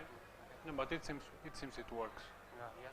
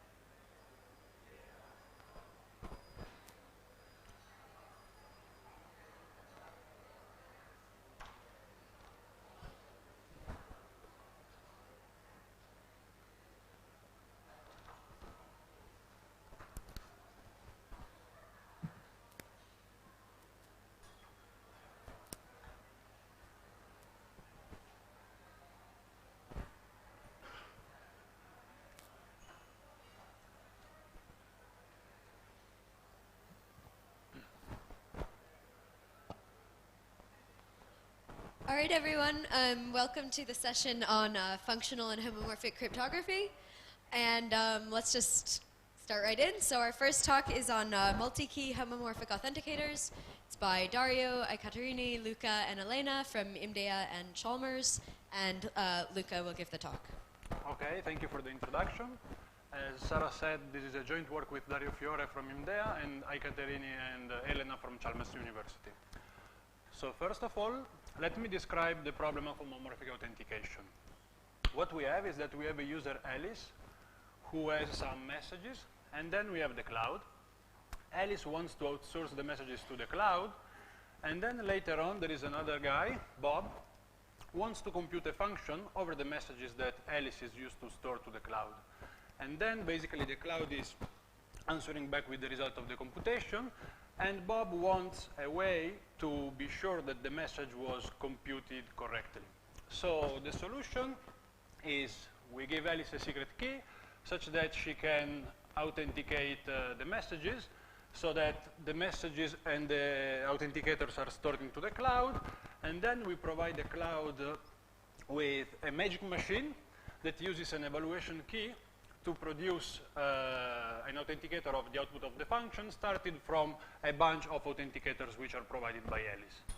So this authenticator of the output can be then attached to the output itself, and then Bob has a verification key with which he can verify the computation and either accept or reject. So as you can see, we can have two kinds of homomorphic authenticators, the ones which have public verification, and in this case we talk about homomorphic signatures that were introduced and formalized by Bonnet and Freeman in 2011, and in case of secret verification we speak of homomorphic MACs, which were introduced by Gennaro and Weeks in ASIACRYPT 2013. So from now on I will maybe mess up the terms authenticator and signatures, but since the only difference between signatures and MACs is the fact that the verification is either private or public, it's not a big error. So if we want to be a bit more formal, we can think of an homomorphic authenticator as a bunch of polynomial time algorithms. The first one is the key generation, which takes a security parameter and outputs a triple of keys, a secret keys, an evaluation key, and a verification key. Then we have an authenticator algorithm, which takes the secret key, a message identifier I, and a message, and outputs an authenticator for the message. We have an evaluation procedure, which is the magic machine that we saw before in the picture, that takes the evaluation key, the description of a function, of a bunch of authenticators, and output an authenticator for the output of the function over previously authenticated data. And then in the end, we have a verification procedure, which takes a verification key, the function, a message, and a signature which wants to authenticate the message as the output of the function, and either accept or reject. So, which are the properties that we want for such a cryptographic tool? First, we want correctness. And what do we mean with correctness? We mean that basically, if we have authenticators which have been computed honestly, if we feed the evaluation procedure which that authenticators, then the output of the evaluation procedure has to pass the verification. Moreover, we want security. So basically, intuitively, we can say that without the secret key, an adversary cannot produce a valid authenticator for false results of the function. And last but not least, we want succinctness. What do we mean with succinctness? We want that the size of an authenticator is logarithmic in the size of the data set. So what's the problem? Because this is a cryptographic tool which is widely used and studied. There are many constructions, but we have a problem. The problem consists in the fact that the evaluation procedure so far deals with authenticators which have been authenticated just with a single key. And the question we ask ourselves, and we started answering in this paper, is how can we authenticate a computation which takes input from multiple users? So let me describe the situation pictorially, since I think it's more easy to understand. We have a bunch of clients. Each of them have his own messages, and then we have the cloud. all the clients want to store the data into the cloud, and then, as before, later on there is Bob, who wants to compute a function over inputs which comes from the different users. And again, the cloud has to provide the output of the computation, and Bob wants to be sure that the output is correct. So the first solution that we can think about could be like give the same secret key to all the users, such that they can authenticate the messages with that secret key and store all the authenticators in the cloud. So basically, we have a magic machine which performs the evaluation procedure, samples the signature which are of the messages 1, 2, and 3 from the first, the second, and the third user respectively, outputs an authenticators of the result, send the authenticators to Bob, and Bob, with the verification key, either accept or reject. So basically here, nothing is changing with respect to the single user framework. Which is the problem? The problems are mainly two. The first problem is that from Bob's point of view, the three users are basically the same users. He cannot distinguish. And this is either, this is practical and philosophical concern that Bob can have, since he cannot distinguish, and since, moreover, if one of the users is corrupted, then the whole system is compromised.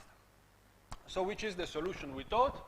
Basically, the intuition is we are going to give each user his own secret key, such that each of them can authenticate his messages with the proper color, and then when Bob wants to compute the function, the cloud is able to give the result of the computation to Bob, and then there is a special procedure which now takes another key which has the three colors, one from each user, and can basically combine authenticators from different users in order to get an authenticator for the computation computed over inputs from different users, such that Bob, with a multicolor verification key, can either accept or reject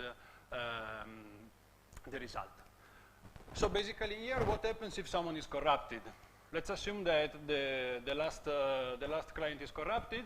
What happens is that basically we can still compute F over inputs which are provided by not corrupted users. And so all the process is running again, and Bob, with the same verification key, can either accept or reject the result. So let me summarize our contribution, which is basically an outline of the talk. First, we provide the first suitable definition of multi-key homomorphic authenticators. Second, we provide the first construction of multi-key homomorphic signatures, which are publicly verifiable. And these 2 points will be like the core of the talk. And finally, we provide the first construction of multi-key homomorphic message authentication code, which I will not have time to cover in this talk. So first of all, let's analyze the primitive. What do? We can deal with computations which takes data from different users. And how do we intuitively solve this problem? Basically, if we consider the circuit which describes the function that we want to compute, we are going to divide the different inputs, assigning them to the different clients. And how do we do that? Basically, we take each wire of the circuit and we put a special label which has two sub-labels. The first one, which identifies the client who has to put the output. And the second one, which identifies the message which is going to be put into the circuits. So basically, I want to stress this point. Each label now identifies both an identity, which is a user, and a messenger. So how can we more formally describe the primitive? Basically, we have a setup phase that on a security parameter outputs some public parameter. We have a key generation algorithm which takes the public parameter and outputs a key tripole, a secret key, an evaluation key, and a verification key. Here you can notice that the keys are white and not colored like before. That's because the key generation procedure, and that's one of the key points of our construction, can be run independently by the users. So basically, each user can generate his own keys and use to to sign and to evaluate stuff. Then we have an authentication procedure which takes a secret key, a label, and a message, and outputs an authenticator, and evaluation that now takes the description of a function, a bunch of authenticators and evaluation key, which depends on the users which are involved in the computation of f, and outputs an authenticators which certify that the output of the function is correct. Then we have a verification procedure which takes the function and a bunch of labels along with a bunch of verification keys from the different users involved in the computation, a message and a signature, and accept or reject the message, checking the validity of the signatures. So again, which are the properties that we want to achieve? First, we want authentication and evaluation correctness. Similarly to what I told you before, we want that any input of the authentication algorithm and any input of evaluation algorithm over fairly computed authenticators pass the verification. And then we have succinctness again. But here, we define succinctness as the requirement for which the size of the authenticator has to be logarithmic in the size of the data set and linear in the identity space. So basically what we want to say is that a signature is succinct if it's logarithmic in the dataset size and linearly in the number of identities which are involved in the computation. It could sound like a weird requirement, but basically if we consider computations where we have a few users with many inputs, that succinctness definition sounds pretty good. So why I'm stressing that much on succinctness? Because without succinctness requirement, building this kind of homomorphic authenticators becomes trivial. And how can we do it? Imagine the cloud that has a bunch of messages and authenticators from different users, and imagine Bob that wants to compute always the same function over messages from different users. What the cloud can do is basically parse the message and with the respective authenticators that Bob wants to use for performing the computation, send everything to Bob. Bob can separately check using the different verification keys if the messages and the signatures pass the verification procedure, and then compute the function on his own. So what is left is modeling security. And to modeling security, we assume that the cloud is malicious now. And again, the framework is the same as before. So he has access to this magic machine which can evaluate signatures from different clients. And what it can do is that it can make queries to the different users, obtaining authenticators on them. Then it can repeat, of course, this multiple times. And the cloud will be in the situation where it will have a bunch of messages with a bunch of authenticators, and then can choose a function and can choose some messages and claim that it computed a function over previously authenticated inputs. Intuitively, what we want to achieve is that if the malicious cloud cheats, that is, it provides a false result of the function over previously authenticated data, then the signature that it provides to Bob is not going to pass the verification. So now, what happens if one of the users is corrupted? We model this eventuality saying that the cloud gets the secret key of the corrupted user. And basically what we want is that, again, if the cloud chooses the function and now chooses messages which belongs to not corrupted users, that's really important, then it cannot cheat. Where cheat is make a false result authenticated. So now we can ask ourselves, why do we need not to allow a corrupted user to put inputs in the computation? So why don't we consider a forgery the fact that the cloud can compute false results over data that comes from corrupted users? Well, because if the choice of the function is up to the cloud, basically the cloud is able to make Bob accept results that are wrong. And we can realize this with a simple example. Let's take the easiest function that we can imagine, like a gate operation, and let's imagine that one of the two inputs is provided by the green user, which is corrupted. Basically, the cloud is able to authenticate whatever result of the function he wants. So let's move on to the first construction of the multi-key homomorphic signature that we propose. And just to ease the presentation, I will consider the simple case of two users.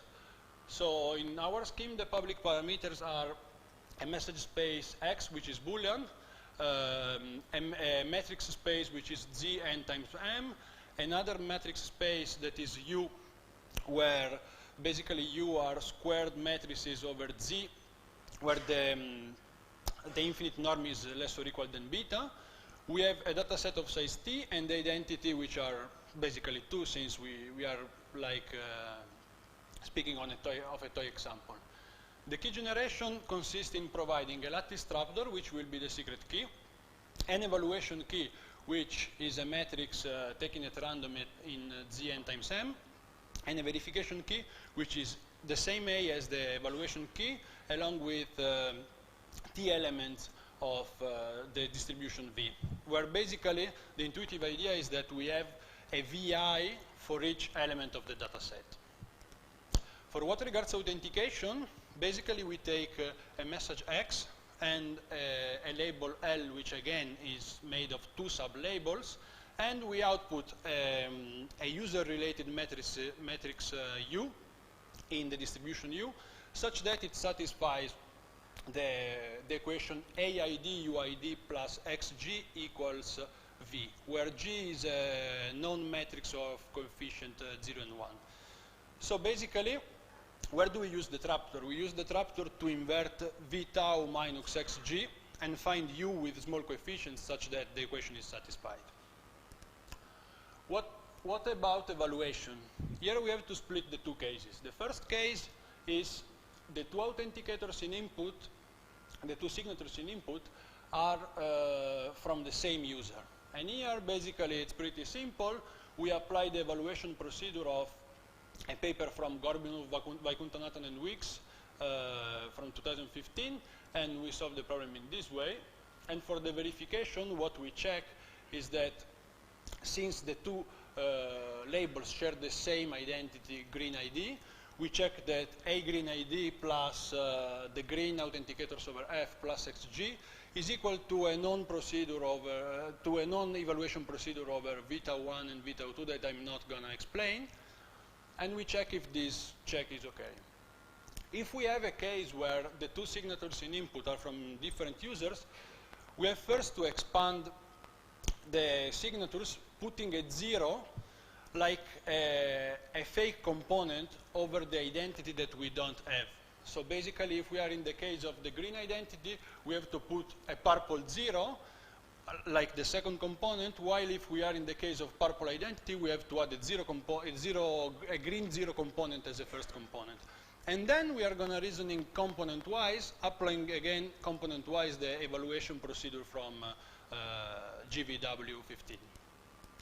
For what regards verification, here, since we have two signatures which do not share the identity, we have two labels that do not share the identity as well. And so what we have to do is basically to sum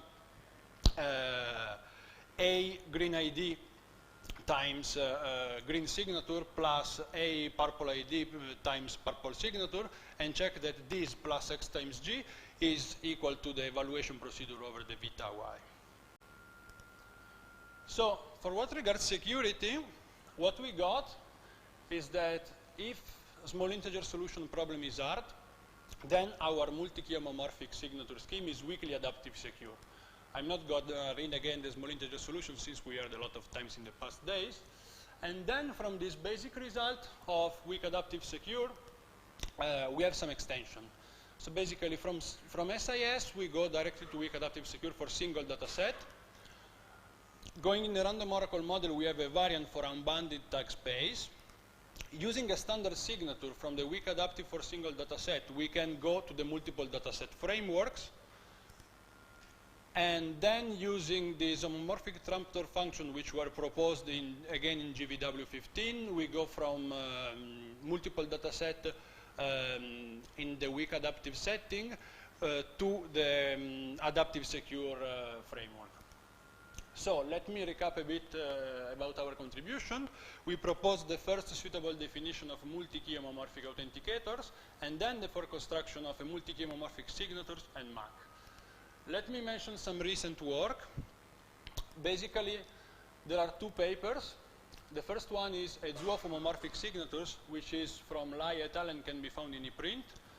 And then the strong points of this paper are that they propose a stronger security notion, and they go beyond the linear dependence on the number of identities, but the cost is very strong assumptions. And the other paper, which is related to ours, is a paper from Derler and Slamanik, also in ePrint, which is entitled Key Homomorphic Signatures and Application, which deals with homomorphisms on the key space. We have some open problems that we want to underline. The first problem is go beyond the linear dependence on the number of identity with weaker assumptions. And the second one is consider the fact of users colluding with a malicious cloud, not for general function, because we saw that we cannot achieve this point, but with particular classes of functions. That's the talk. Thank you for your attention.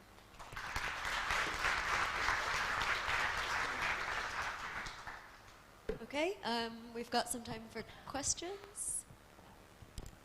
I'll start with a question of my own. So could you maybe give a sort of practical example? Yeah, so basically, okay. Let's assume let's assume that the users are sensors that, wait. Okay.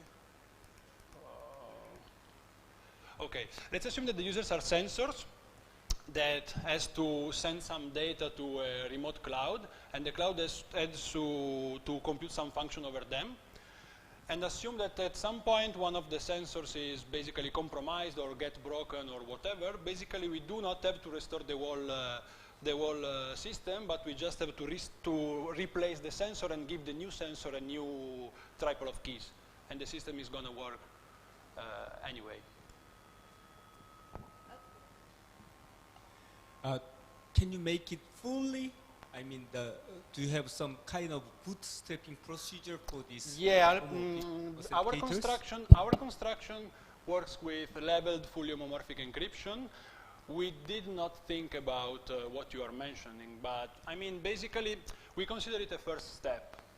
So it's the first proposal of a definition, it's the first proposal of construction, but the hope is that in the future there will be much more construction which deals with much more models than what we do. Any other questions? Let me ask one more, actually. Can you pull up the algorithms? Yeah. Yeah, so if I'm, for example, if I'm always collecting data from the same set of sensors, yeah, is there a way to combine the keys, like the evaluation keys, into a single one? You know, that's one of the open questions. It's go beyond the linear dependence on the number of keys. Because so far, what we have is that, for example, if you group the sensor by district, for example, and you consider districts or sensor which send multiple messages, then the succinctness definition works because you have multiple messages which are authenticated with the same key.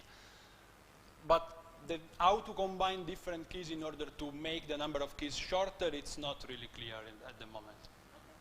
I think it's going to be a future direction of work. All right, well, unless there are other questions, let's thank Luca again.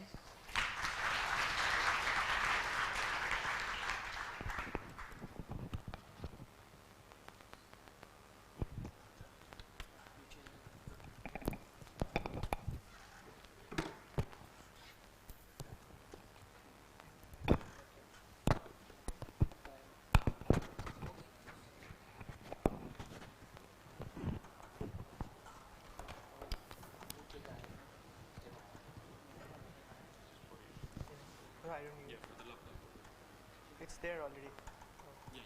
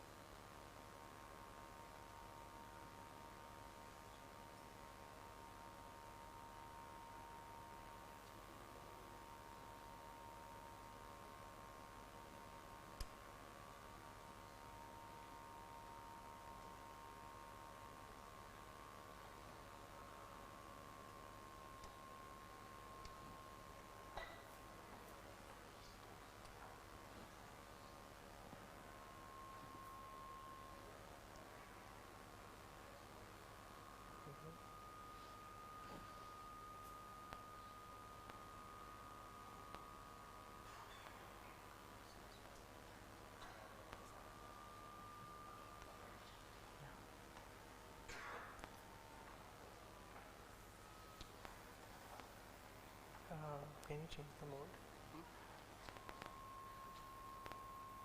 Can you change the mode of this? Okay, just yeah, thanks.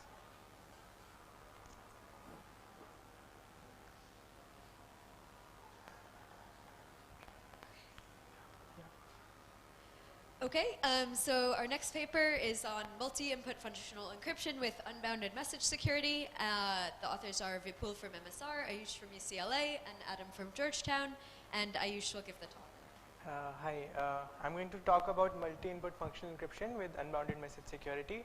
This is joint work with Vipul and Adam sitting in the audience. Let's first start discussing with what's public key encryption. In a public key encryption scheme, any decryptor can either learn everything about the underlying message or can know nothing about it, depending on if he gets the secret key or not. But in a functional encryption, you get a fine-grained access to the private data. So in particular, if suppose there is a malicious, there's an adversarial cloud or an adversary, he gets an encryption of X, and let's say he wants to learn F of X. He can ask a key for a function F from the trusted authority who does the setup for the encryption scheme, and he can learn F of X. What security guarantee we want is that the adversary should not learn anything more about the message than just knowing the value F of X. But we are not going to talk about functional encryption. Rather, we are going to discuss an extension of functional encryption, which was studied by Goldwasser et al. And here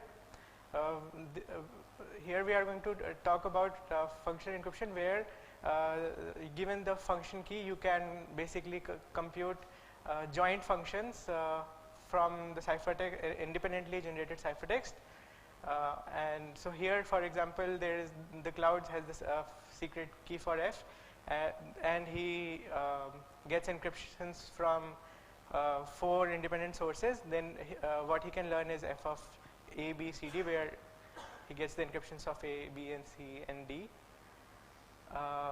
There's an interesting application of this functional encryption, which was given in Goldwasser et al. It was computing on medical data. Here, a researcher wants to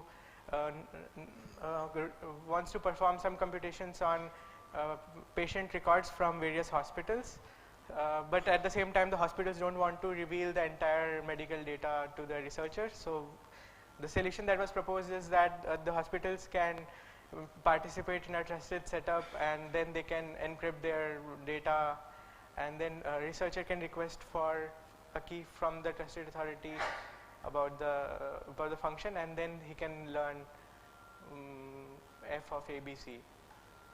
Security, what we require from this multi-input functional encryption is that he should not be, he should only learn F of A, B, C, given the ciphertext and the function key.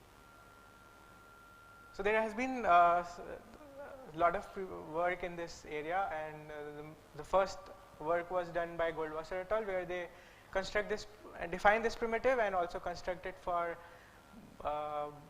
bounded arity and bounded number of ciphertexts. By arity, I mean how many sources can the function key operate on, and this scheme only allowed to release bounded number of systems, a bounded number of ciphertext for in the system. So that was the bottleneck. But this scheme was based on I/O and one-way functions.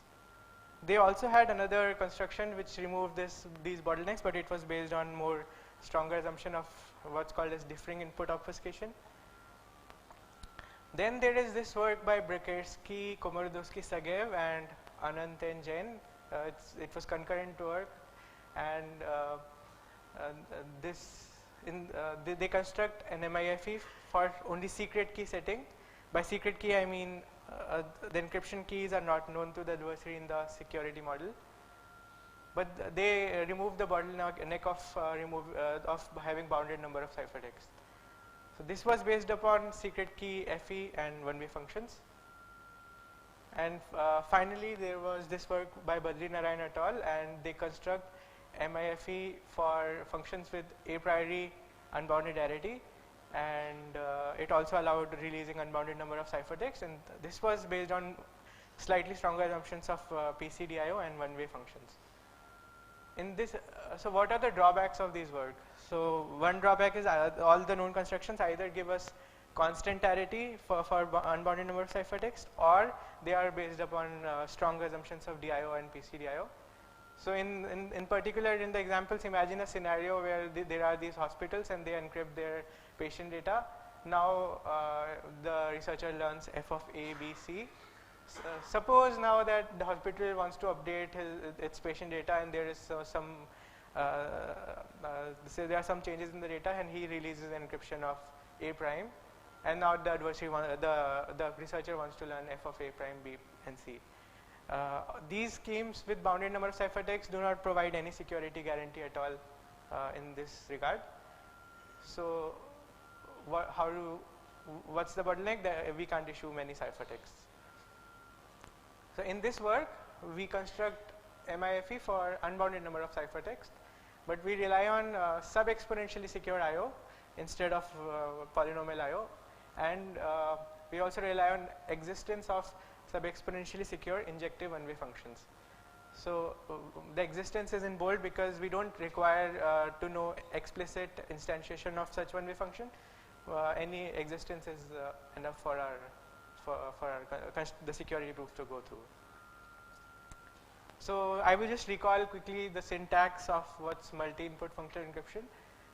And so in the original construction, there was a setup algorithm which takes as input the security parameter, the bound on the arity. Again, by arity I mean the number of sources of data the function key can operate on, and it also takes as input the bound on the number of ciphertext that can be released. But like since we are dealing with unbounded number of ciphertext in this work, the syntax that we propose doesn't use this bound. So and the setup algorithm outputs a master secret key and n encryption keys. There's an encrypt algorithm which takes the encryption key for any index out of those n, and it also takes the message and it outputs an encryption. Then there is a key generation algorithm which takes the master secret key and the function for which you want to issue the key, and it outputs a function key for that function. Then there is this decrypt algorithm which takes the secret key for F and all the ciphertexts, and it outputs the joint computation F of x1 through xn. So what's the security definition of such an encryption scheme? We will look at a simplified setting of the secret keys where adversary does not know any encryption keys. So consider two worlds, left and right. And on the left world, the adversary gets encryption from two sources, where he gets encryptions of xi comma j, and on the right he gets encryptions of yi comma j, and from two sources, and he gets additionally a key for some function f. On the left world, we can see that it learns these values f x1 comma x2 j, and on the right he learns f y1 I and y2 j. So we want to put some restriction on the security model that these values should be the same. If we have these values, if these values are the same, then we want that the left world should be indistinguishable to the right world. So, but this is insufficient for the public key setting, because in the public key setting he can encrypt by himself and learn more than what's released by the given ciphertext. So he can basically substitute any value on the star. So we must require additional constraint that basically these two functions should be the same. Anyways, we are not going to deal with public key setting here, just to keep things simple. So let me recall some of the primitives that we are going to use in this work. So I/O is in I/O we have suppose there are two circuits A and B, and they are equivalent. By equivalent I mean that they output the same value at all the inputs. Then if you obfuscate A or you obfuscate B, an adversary cannot tell apart these two obfuscations. This is an indistinguishability obfuscator. There is a stronger variant which we are not going to use in this work. It's called DIO, but our construction does derive some motivation from DIO. So I'm just going to quickly tell. So in DIO,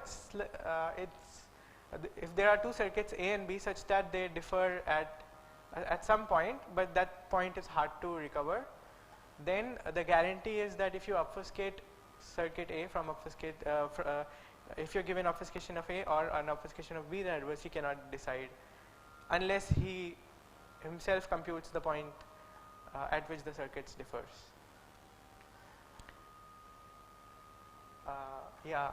So we are also going to use what's a special kind of injective 1-way function. It's a sub-exponential injective 1-way function. This function is injective and it's hard to invert, but other than that, we also require that if there is any algorithm that breaks it, successfully inverts the 1-way function, then it should definitely run in time which is sub-exponential in the length of the input. But we don't want an explicit instantiation of this function, as I will describe later in the talk. And this is finally the last tool that we are going to use. It's puncturable PRF. A puncturable PRF is just like a normal PRF with some special properties, and the property is that there exists a puncturing algorithm which takes a PRF key and some point x, and it punctures the key at that point x.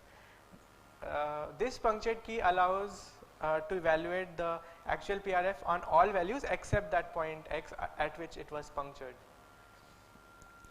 Also, security wise, given this punctured key, it's hard to tell what evaluation of the PRF at the point x.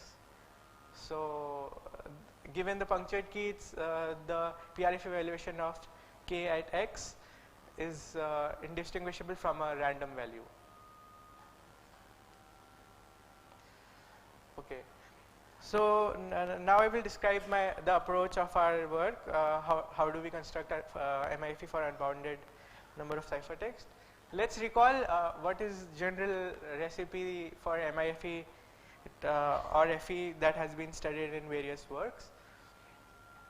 So in general, the ciphertext generally consists of two public key encryption ciphertext, and there is a IO friendly proof like a statistically binding NIZC.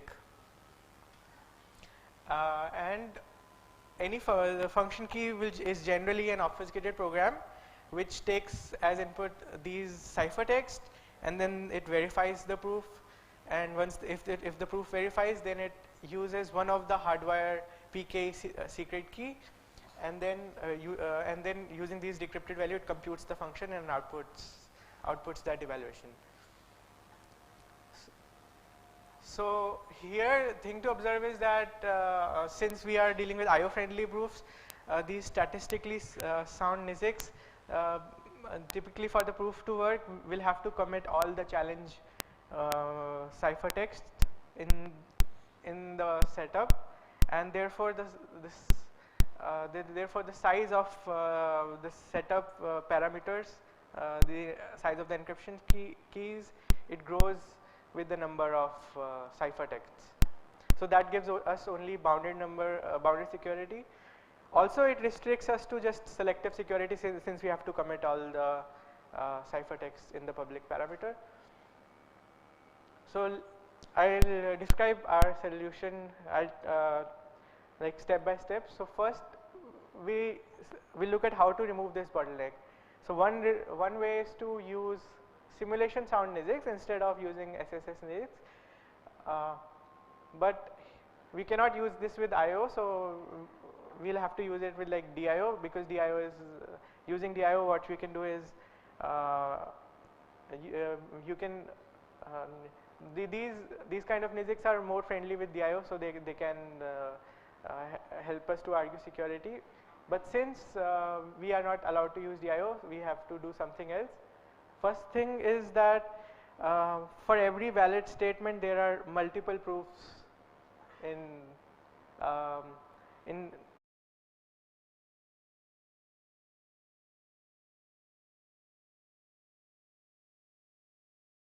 from BCP 14, where it says that IO is some sort of 1 point differing input obfuscation.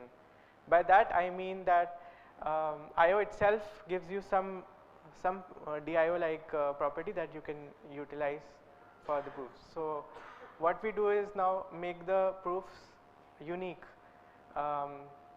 Since here we have many proofs which satisfy the same statement, we want to make them unique so that we can use this result, and it will become later clear in the talk.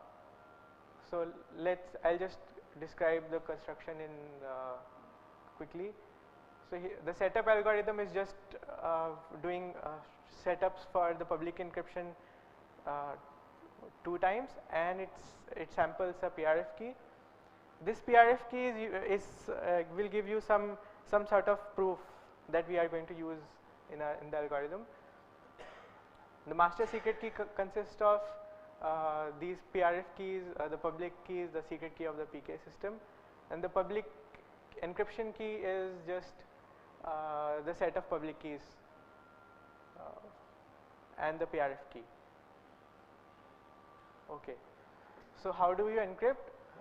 First, you take the message and encrypt it twice using the public key of the PKE, and then you compute the PRF value on the ciphertext that you get from PKE encryption, and just output these encryptions along with the PRF evaluation. This PRF evaluation behaves like some sort of proof, and the function key, it looks like first it verifies the PRF evaluation for the ciphertexts, as you can see here, and the decryption first, and then it decrypts one of the ciphertexts using the hardwired key, and it finally computes the evaluated value. So what's the proof idea? So the main idea is again that IO implies DIO for bounded number of inputs. So this is the main theorem, that if 2 circuits A and B differ at one input, say X, then any adversary which distinguishes obfuscation of A from obfuscation of B with some advantage E, then there exists an extractor that recovers X, and it runs in time polynomial in the security parameter and inverse of the advantage. So we consider, so the proof works in the following manner. Consider the challenge vectors in the first step. Then we start with an encryption of, say, vector X. Then we switch from encryptions of, since the circuit only uses one of the secret key, we can switch the other remaining PK encryption to YIs, and then we switch the function keys to use the first secret key to the other secret key, and this is done step by step, which I am going to describe.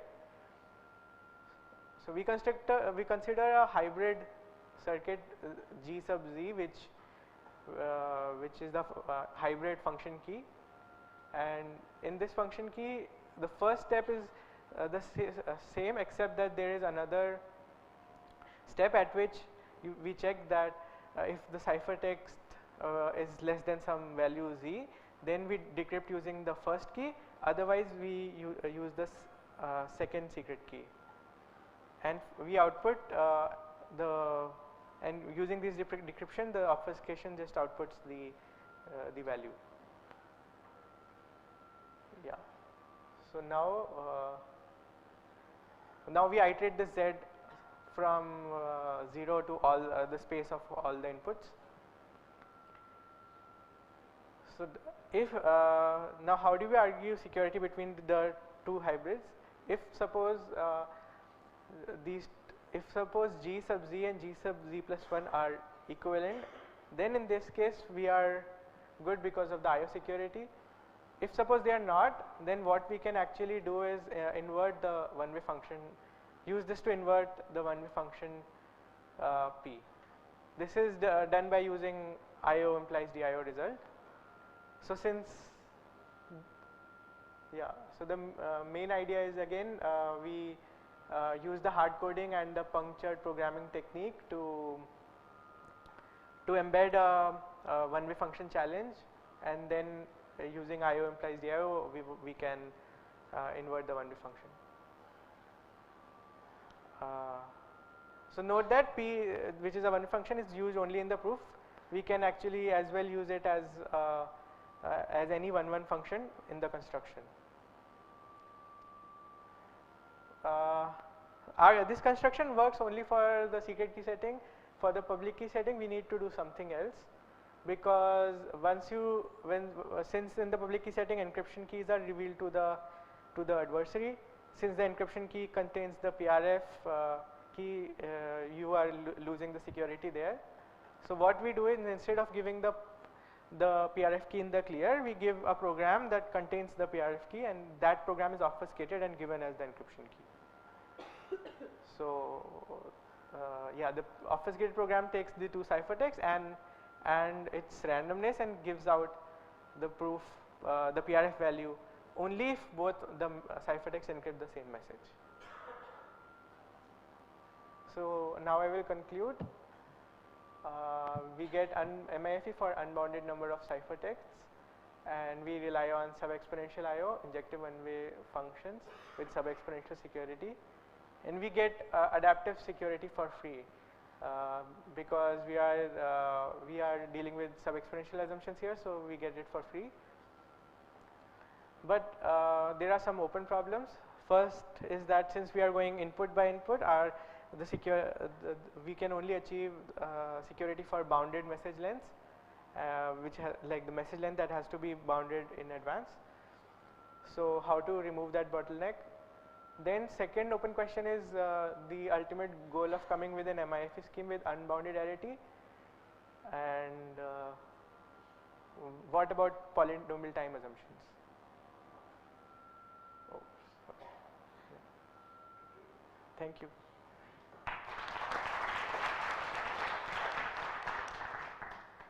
Okay, any questions?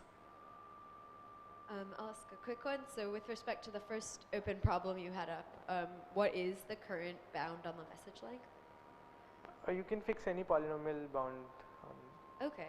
Like in the security parameter. So in practice, it's probably not a huge deal to have. Anyways, we are not implementing MIF in practice. Yeah. Okay. Okay. Any other questions? Okay, then let's thank Ayush again.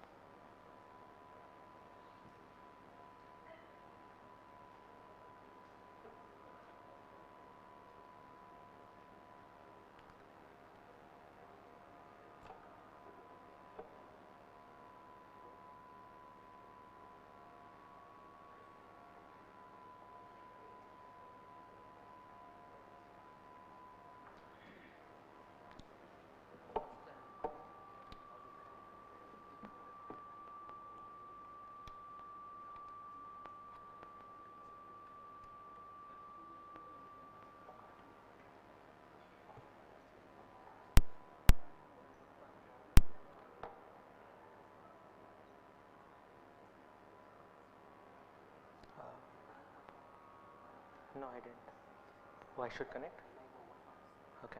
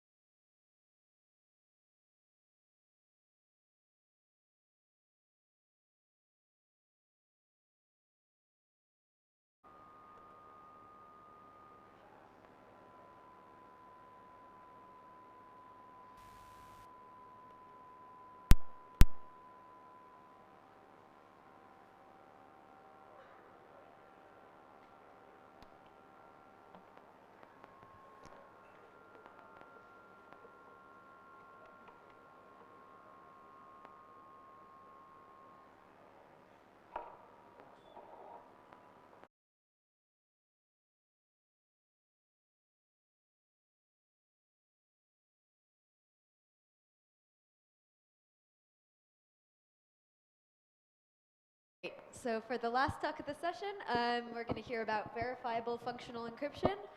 This paper is by Sai Krishna, Vipul, Ayush, and Amit from UCLA and from MSR. Sai Krishna will give the talk. Thanks for the introduction. Hi everyone, I'm Sai Krishna. I'm going to be talking about verifiable functional encryption. This is joint work with Ayush, who just gave a talk before, Vipul and Amit. So before we move on to what the problem is, let's look at classical encryption. And let's say there is some user Bob who has some data X and he encrypts it and sends it over to some cloud. And the red blob denotes the ciphertext. Now suppose this cloud has the secret key for the encryption scheme, then it can recover the message, the plain text message X in the clear. But suppose the cloud does not have the secret key, then it learns nothing at all about the message that was encrypted. Okay, this is the classical notion of encryption that we all know. So in some sense this has an all or nothing paradigm, in the sense that you either learn everything about the message or nothing at all.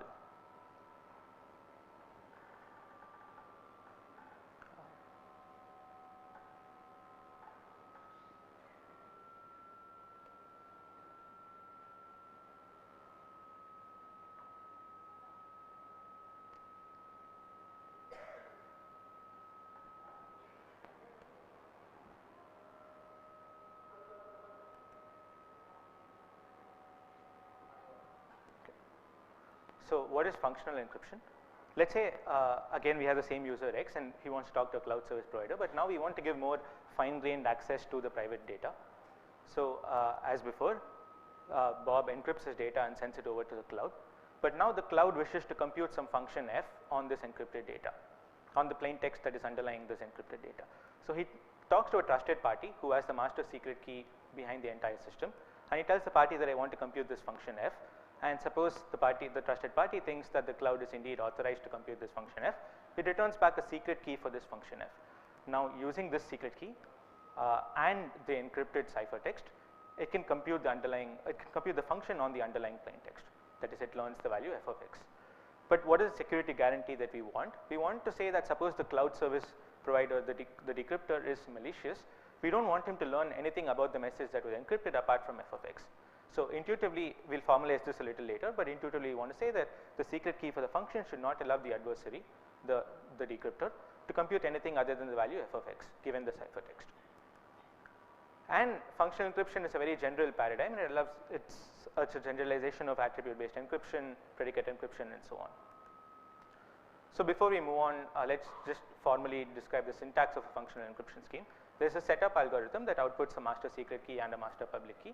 The master public key is given out to everyone in the system, and they can use this along with their own message X to run the encryption algorithm and produce the ciphertext. And now whenever a decryptor wants to evaluate some function F, it can talk to the trusted party who runs the function key generation algorithm using the function F and the master secret key to compute the function secret key. And now the decryption algorithm takes any ciphertext and the function secret key to compute the evaluation of the function on the underlying plain text.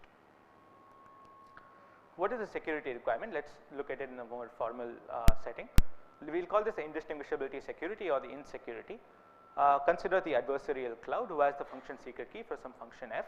And now we'll consider two worlds. In the left world, the user Bob encrypts some message X that he has, and in the right world he has some message Y which he encrypts and sends it to the cloud.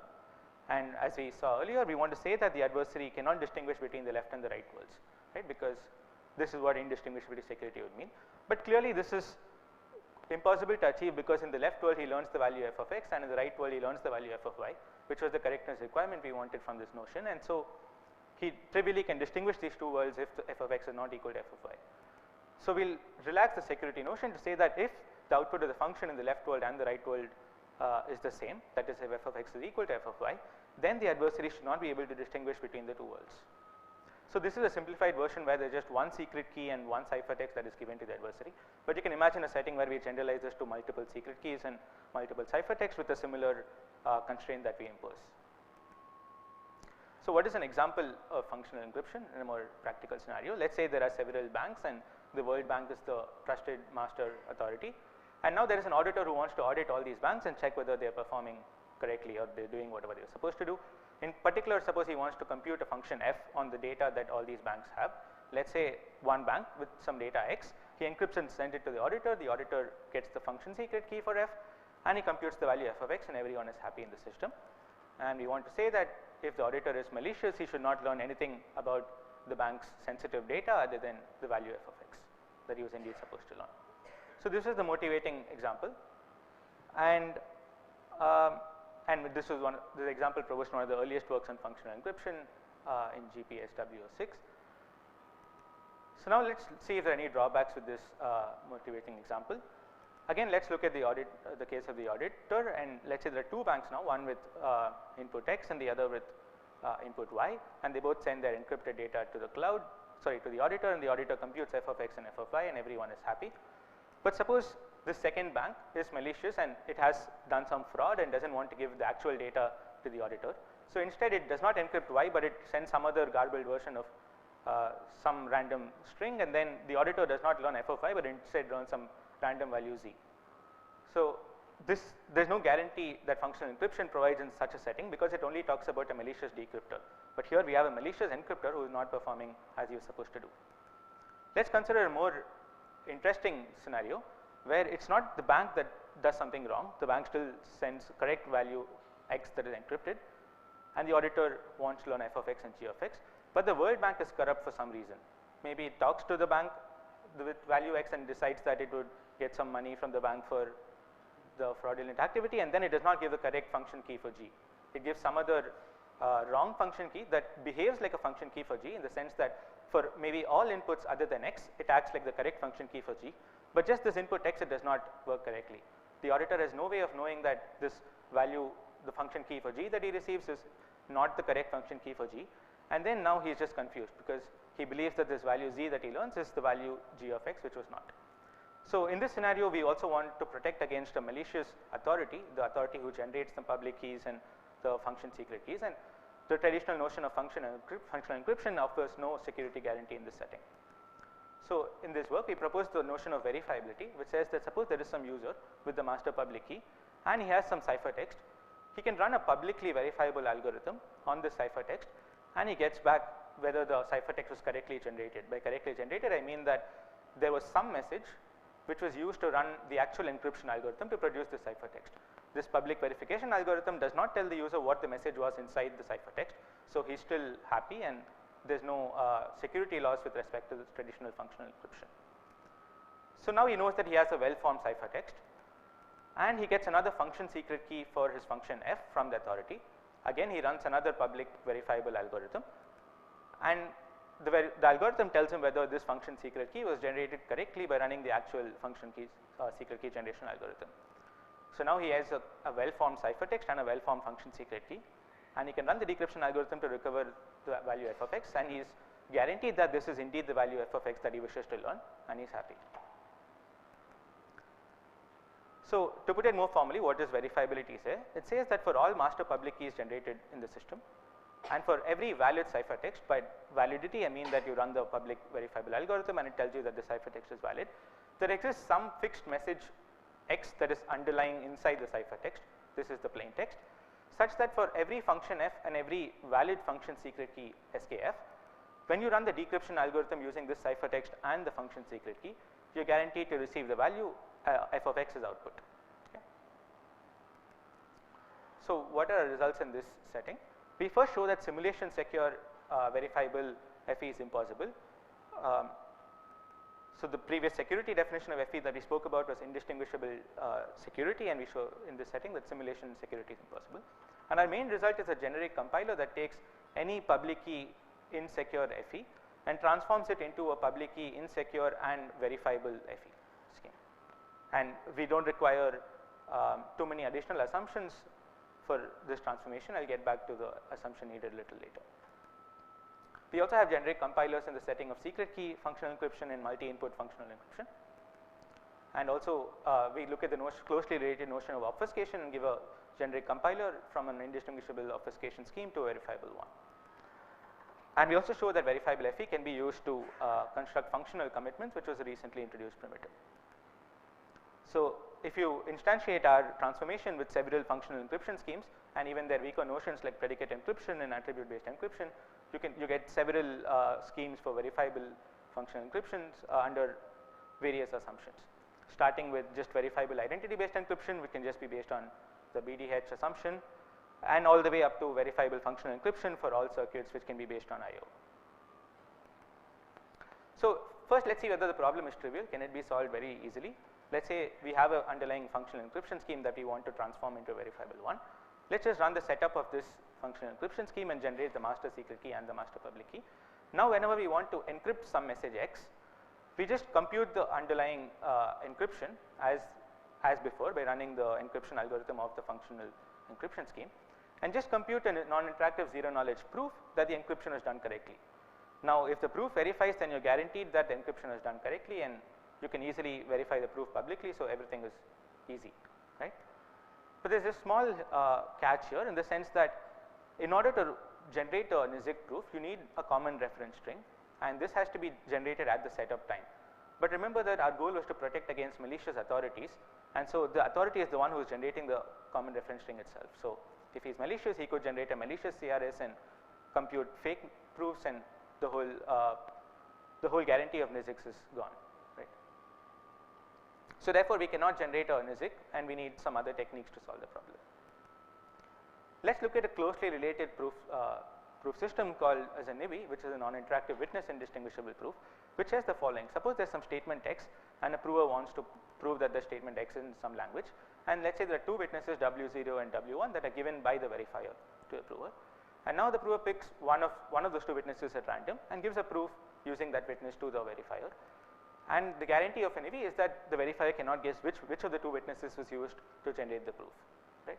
So this is much weaker than a NIZIC, because in NIZIC the verifier learns nothing at all about the witness, but here he just doesn't learn which of the two witnesses was used to prove. Okay. So let's try to construct a verifiable FE scheme using a NIZIC instead of a NIBI. Sorry, using a NIBI instead of a NIZIC.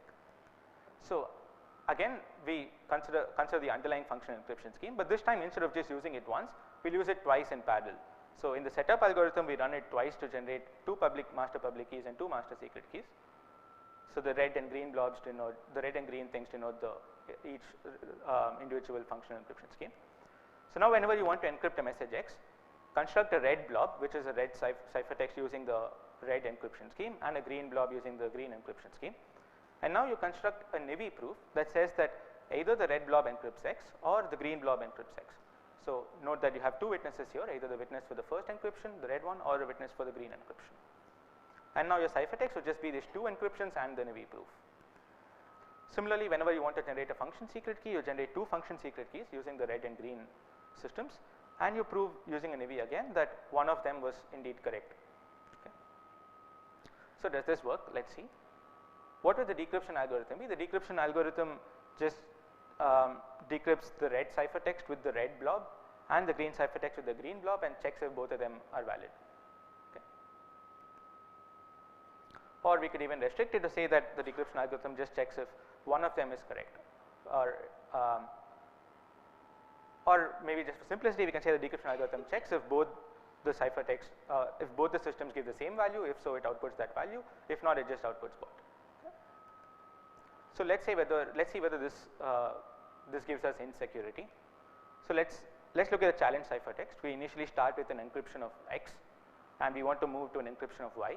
So let's start with an encryption of X, and in the first hybrid we prove that the red blob was correctly generated. In the second hybrid, we again prove that the red blob was correctly generated, but transform the green blob to be an encryption of Y instead of being an encryption of X. Why is this hybrid indistinguishable from the previous one? Because from the security notion of functional encryption, the underlying functional encryption, we know that f of X is equal to f of Y. So there is these two hybrids are indistinguishable. In the next hybrid, we changed the proof. We proved that the second blob was correctly encrypted, and so now the first system is free. It's only the second system that is being used to prove. Therefore, in the following hybrid, we can change the red blob to be an encryption of Y. And now notice that this is a correct encryption of Y, and we have moved easily from an encryption of X to an encryption of Y. So we have achieved insecurity, but do we also achieve verifiability with this construction? Let's look at the construction again. Now consider a ciphertext that was proved correctly using the red blob, and a function secret key that was proved correctly using the green system. In this setting, notice that there is no verifiability that you achieve. And why is that? Because when you decrypt the red ciphertext which was correctly generated, with a maliciously generated red function secret key, you don't recover f of x in that scenario.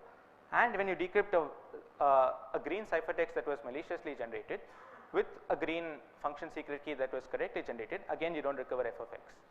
Right? So intuitively, what does this tell us? This tells us that you need a majority of correct systems on the both left and the right side, so that at least one of them would have correct function secret keys and correct ciphertext, so that when you decrypt you get the correct value. So the takeaway from this strawman construction is that verifiability needs a majority of correct systems to be proven. So let's look at another attempt with now 3 systems, a red, green and a blue one. And now we prove using the NIVI that 2 of them were correctly encrypted to generate the ciphertext, and 2 of them were correct function keys in the function key generation algorithm. So does this solve the problem? Unfortunately, we cannot argue message hiding or indistinguishability security. Why is that? So initially we start with an encryption of x, and we show using the first and the red and the green system that they were correctly encrypted. So the blue system is free to change as per our will. So in the next hybrid we change the blue system to be an encryption of y. So now what do? We are stuck, because we'll have to make either the red or the green system free, so that we can change it to be an encryption of y now. But if we move the arrow from either the red or the green system to the blue one, we cannot argue that let's say we move the middle arrow from the green one to the blue one, we cannot argue that the red blob and the blue blob are encryptions of the same message, because clearly we can see that the first one is an encryption of x and the third one is an encryption of y. So we are stuck here. And what does this tell us? This tells us that in order to prove indistinguishable security, to switch from encryption of x to encryption of y, you need a majority free systems, so that when you have a majority free systems, you can change each of them one by one to an encryption of y, and then switch the proof over to the right side. But what about verifiability? Does this even give us verifiability? This was the construction that we had, right? It turns out that we cannot even argue verifiability in this setting, and this is because, let's say this was the ciphertext that proves that the red and the green systems were correct, and a function secret key that proves that the green and the blue function keys were correct. So when you decrypt individually each of them, it's only the middle pair that gives you f of x, and the left and the right pair might give you some garbage values because of at least one value in each pair being maliciously generated. So if you have just one of the 3 giving the value f of x, how do you even know which one is correct? Unless you have a majority correct values, you cannot be certain that that's the value which is f of x. So the takeaway from this construction is that for verifiability, you just don't need a majority systems to be correct, but in fact you need a common majority of correct systems in every function key and in every ciphertext. Notice that if you have a common majority of correct systems, then you can definitely decrypt and be happy that all of them, the majority decrypted ones, are the value f of x. So just to stress again, this is the main bottleneck that we face, that in order to prove verifiability, you need a common majority of correctly proved systems, and in order to prove message privacy or indistinguishability security, you need a majority of free systems that are not proven to be correct, that are not hidden, that are not bound by the NIVI. So these 2 goals seem contradictory, because in one case you want some systems to be free, they shouldn't be proven at all, and you need a majority of such systems, and in the other case you want a majority of systems to in fact be proven to be correct. Right? So we need some new techniques. So the first idea that we'll use to solve this is we'll introduce the idea of a lock. A lock is not just like a commitment, and we say that now let's look at 5 systems, and I'm not going to list out the colors, you can see what the 5 colors are, and then we compute 5 ciphertexts using all these underlying systems, and instead of just proving that a majority of them encrypt x correctly, we'll prove that either a majority of them, that is 4 of them, more than a majority, 4 of them encrypt the value x correctly, or we introduce a new trapdoor system that says that it's okay, only 2 of these 5 are going to encrypt correctly, but this public parameter z is going to be a commitment of all these ciphertexts. Notice that this is the first instance where we are getting something that would solve both our problems. Why is that? Because the first statement gives you a majority of systems that are being bound, which is what verifiability needed. But the second system says that you have a majority systems free, only 2 of them are going to be used in the NIVI proof, and the rest 3 are all free to change as you wish, but somehow they're going to be used, they're going to be linked with this public parameter z. similarly, in order to generate a function secret key, we generate 5 function secret keys, and we first show that the naive either shows that all 5 are correct function secret keys for the function f, or 4 of them are correct, with the additional constraint that let's look at the ciphertext that were inside this public parameter z that have been committed inside, and when you decrypt each of this underlying each of these underlying ciphertext with each of these function keys that you generate now, all these decryptions should give out the same value. Okay. So why is this going to be useful? Let's try proving indistinguishability security first. We initially start with an encryption of x. Where all the 5 systems have x, and we just prove that the first 4 encrypt x correctly. Now we switch the function secret key to not prove that all 5 are function keys for f, but rather just 4 are keys for f, and that when you decrypt these ciphertexts in the public parameter, they all decrypt to the same value. Notice that initially the public parameter has just garbage, it is not a commitment to any ciphertext.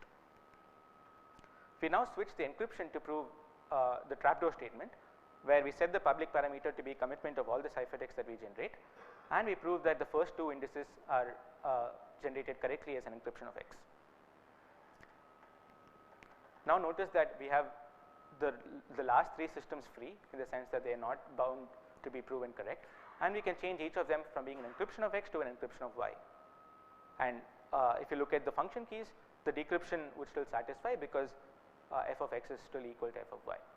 So we switch all the last 3 indices to be an encryption of y now, and not just an encryption of x.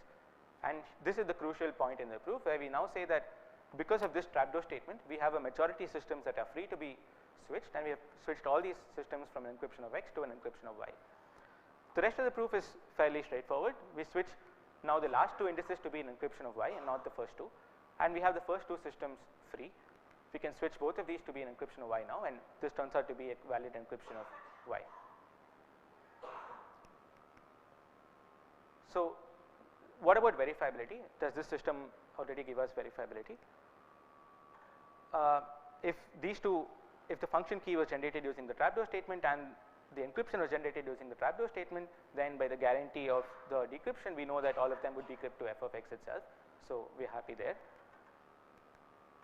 But how about this scenario, where the function keys are generated using the correct statement that all 5 are indeed keys for f, but we use the trapdoor statement for generating the ciphertext.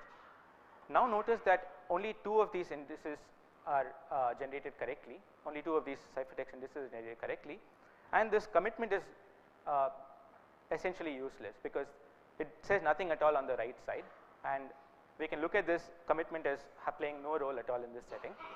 Therefore, only the first 2 indices that were used to prove correctness of encryption would decrypt correctly to give f of x, while the last 3 indices would give you some garbage value. So now you have a majority of garbage values, and you cannot do anything with this. It turns out that this is easy to fix. We just introduce another lock, and we say that these 2 systems together can never co-occur.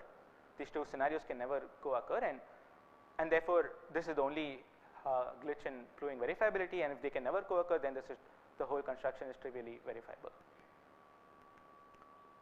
With this, I would like to point you to the paper if you have more questions, if you want to know more about the techniques. Thank you.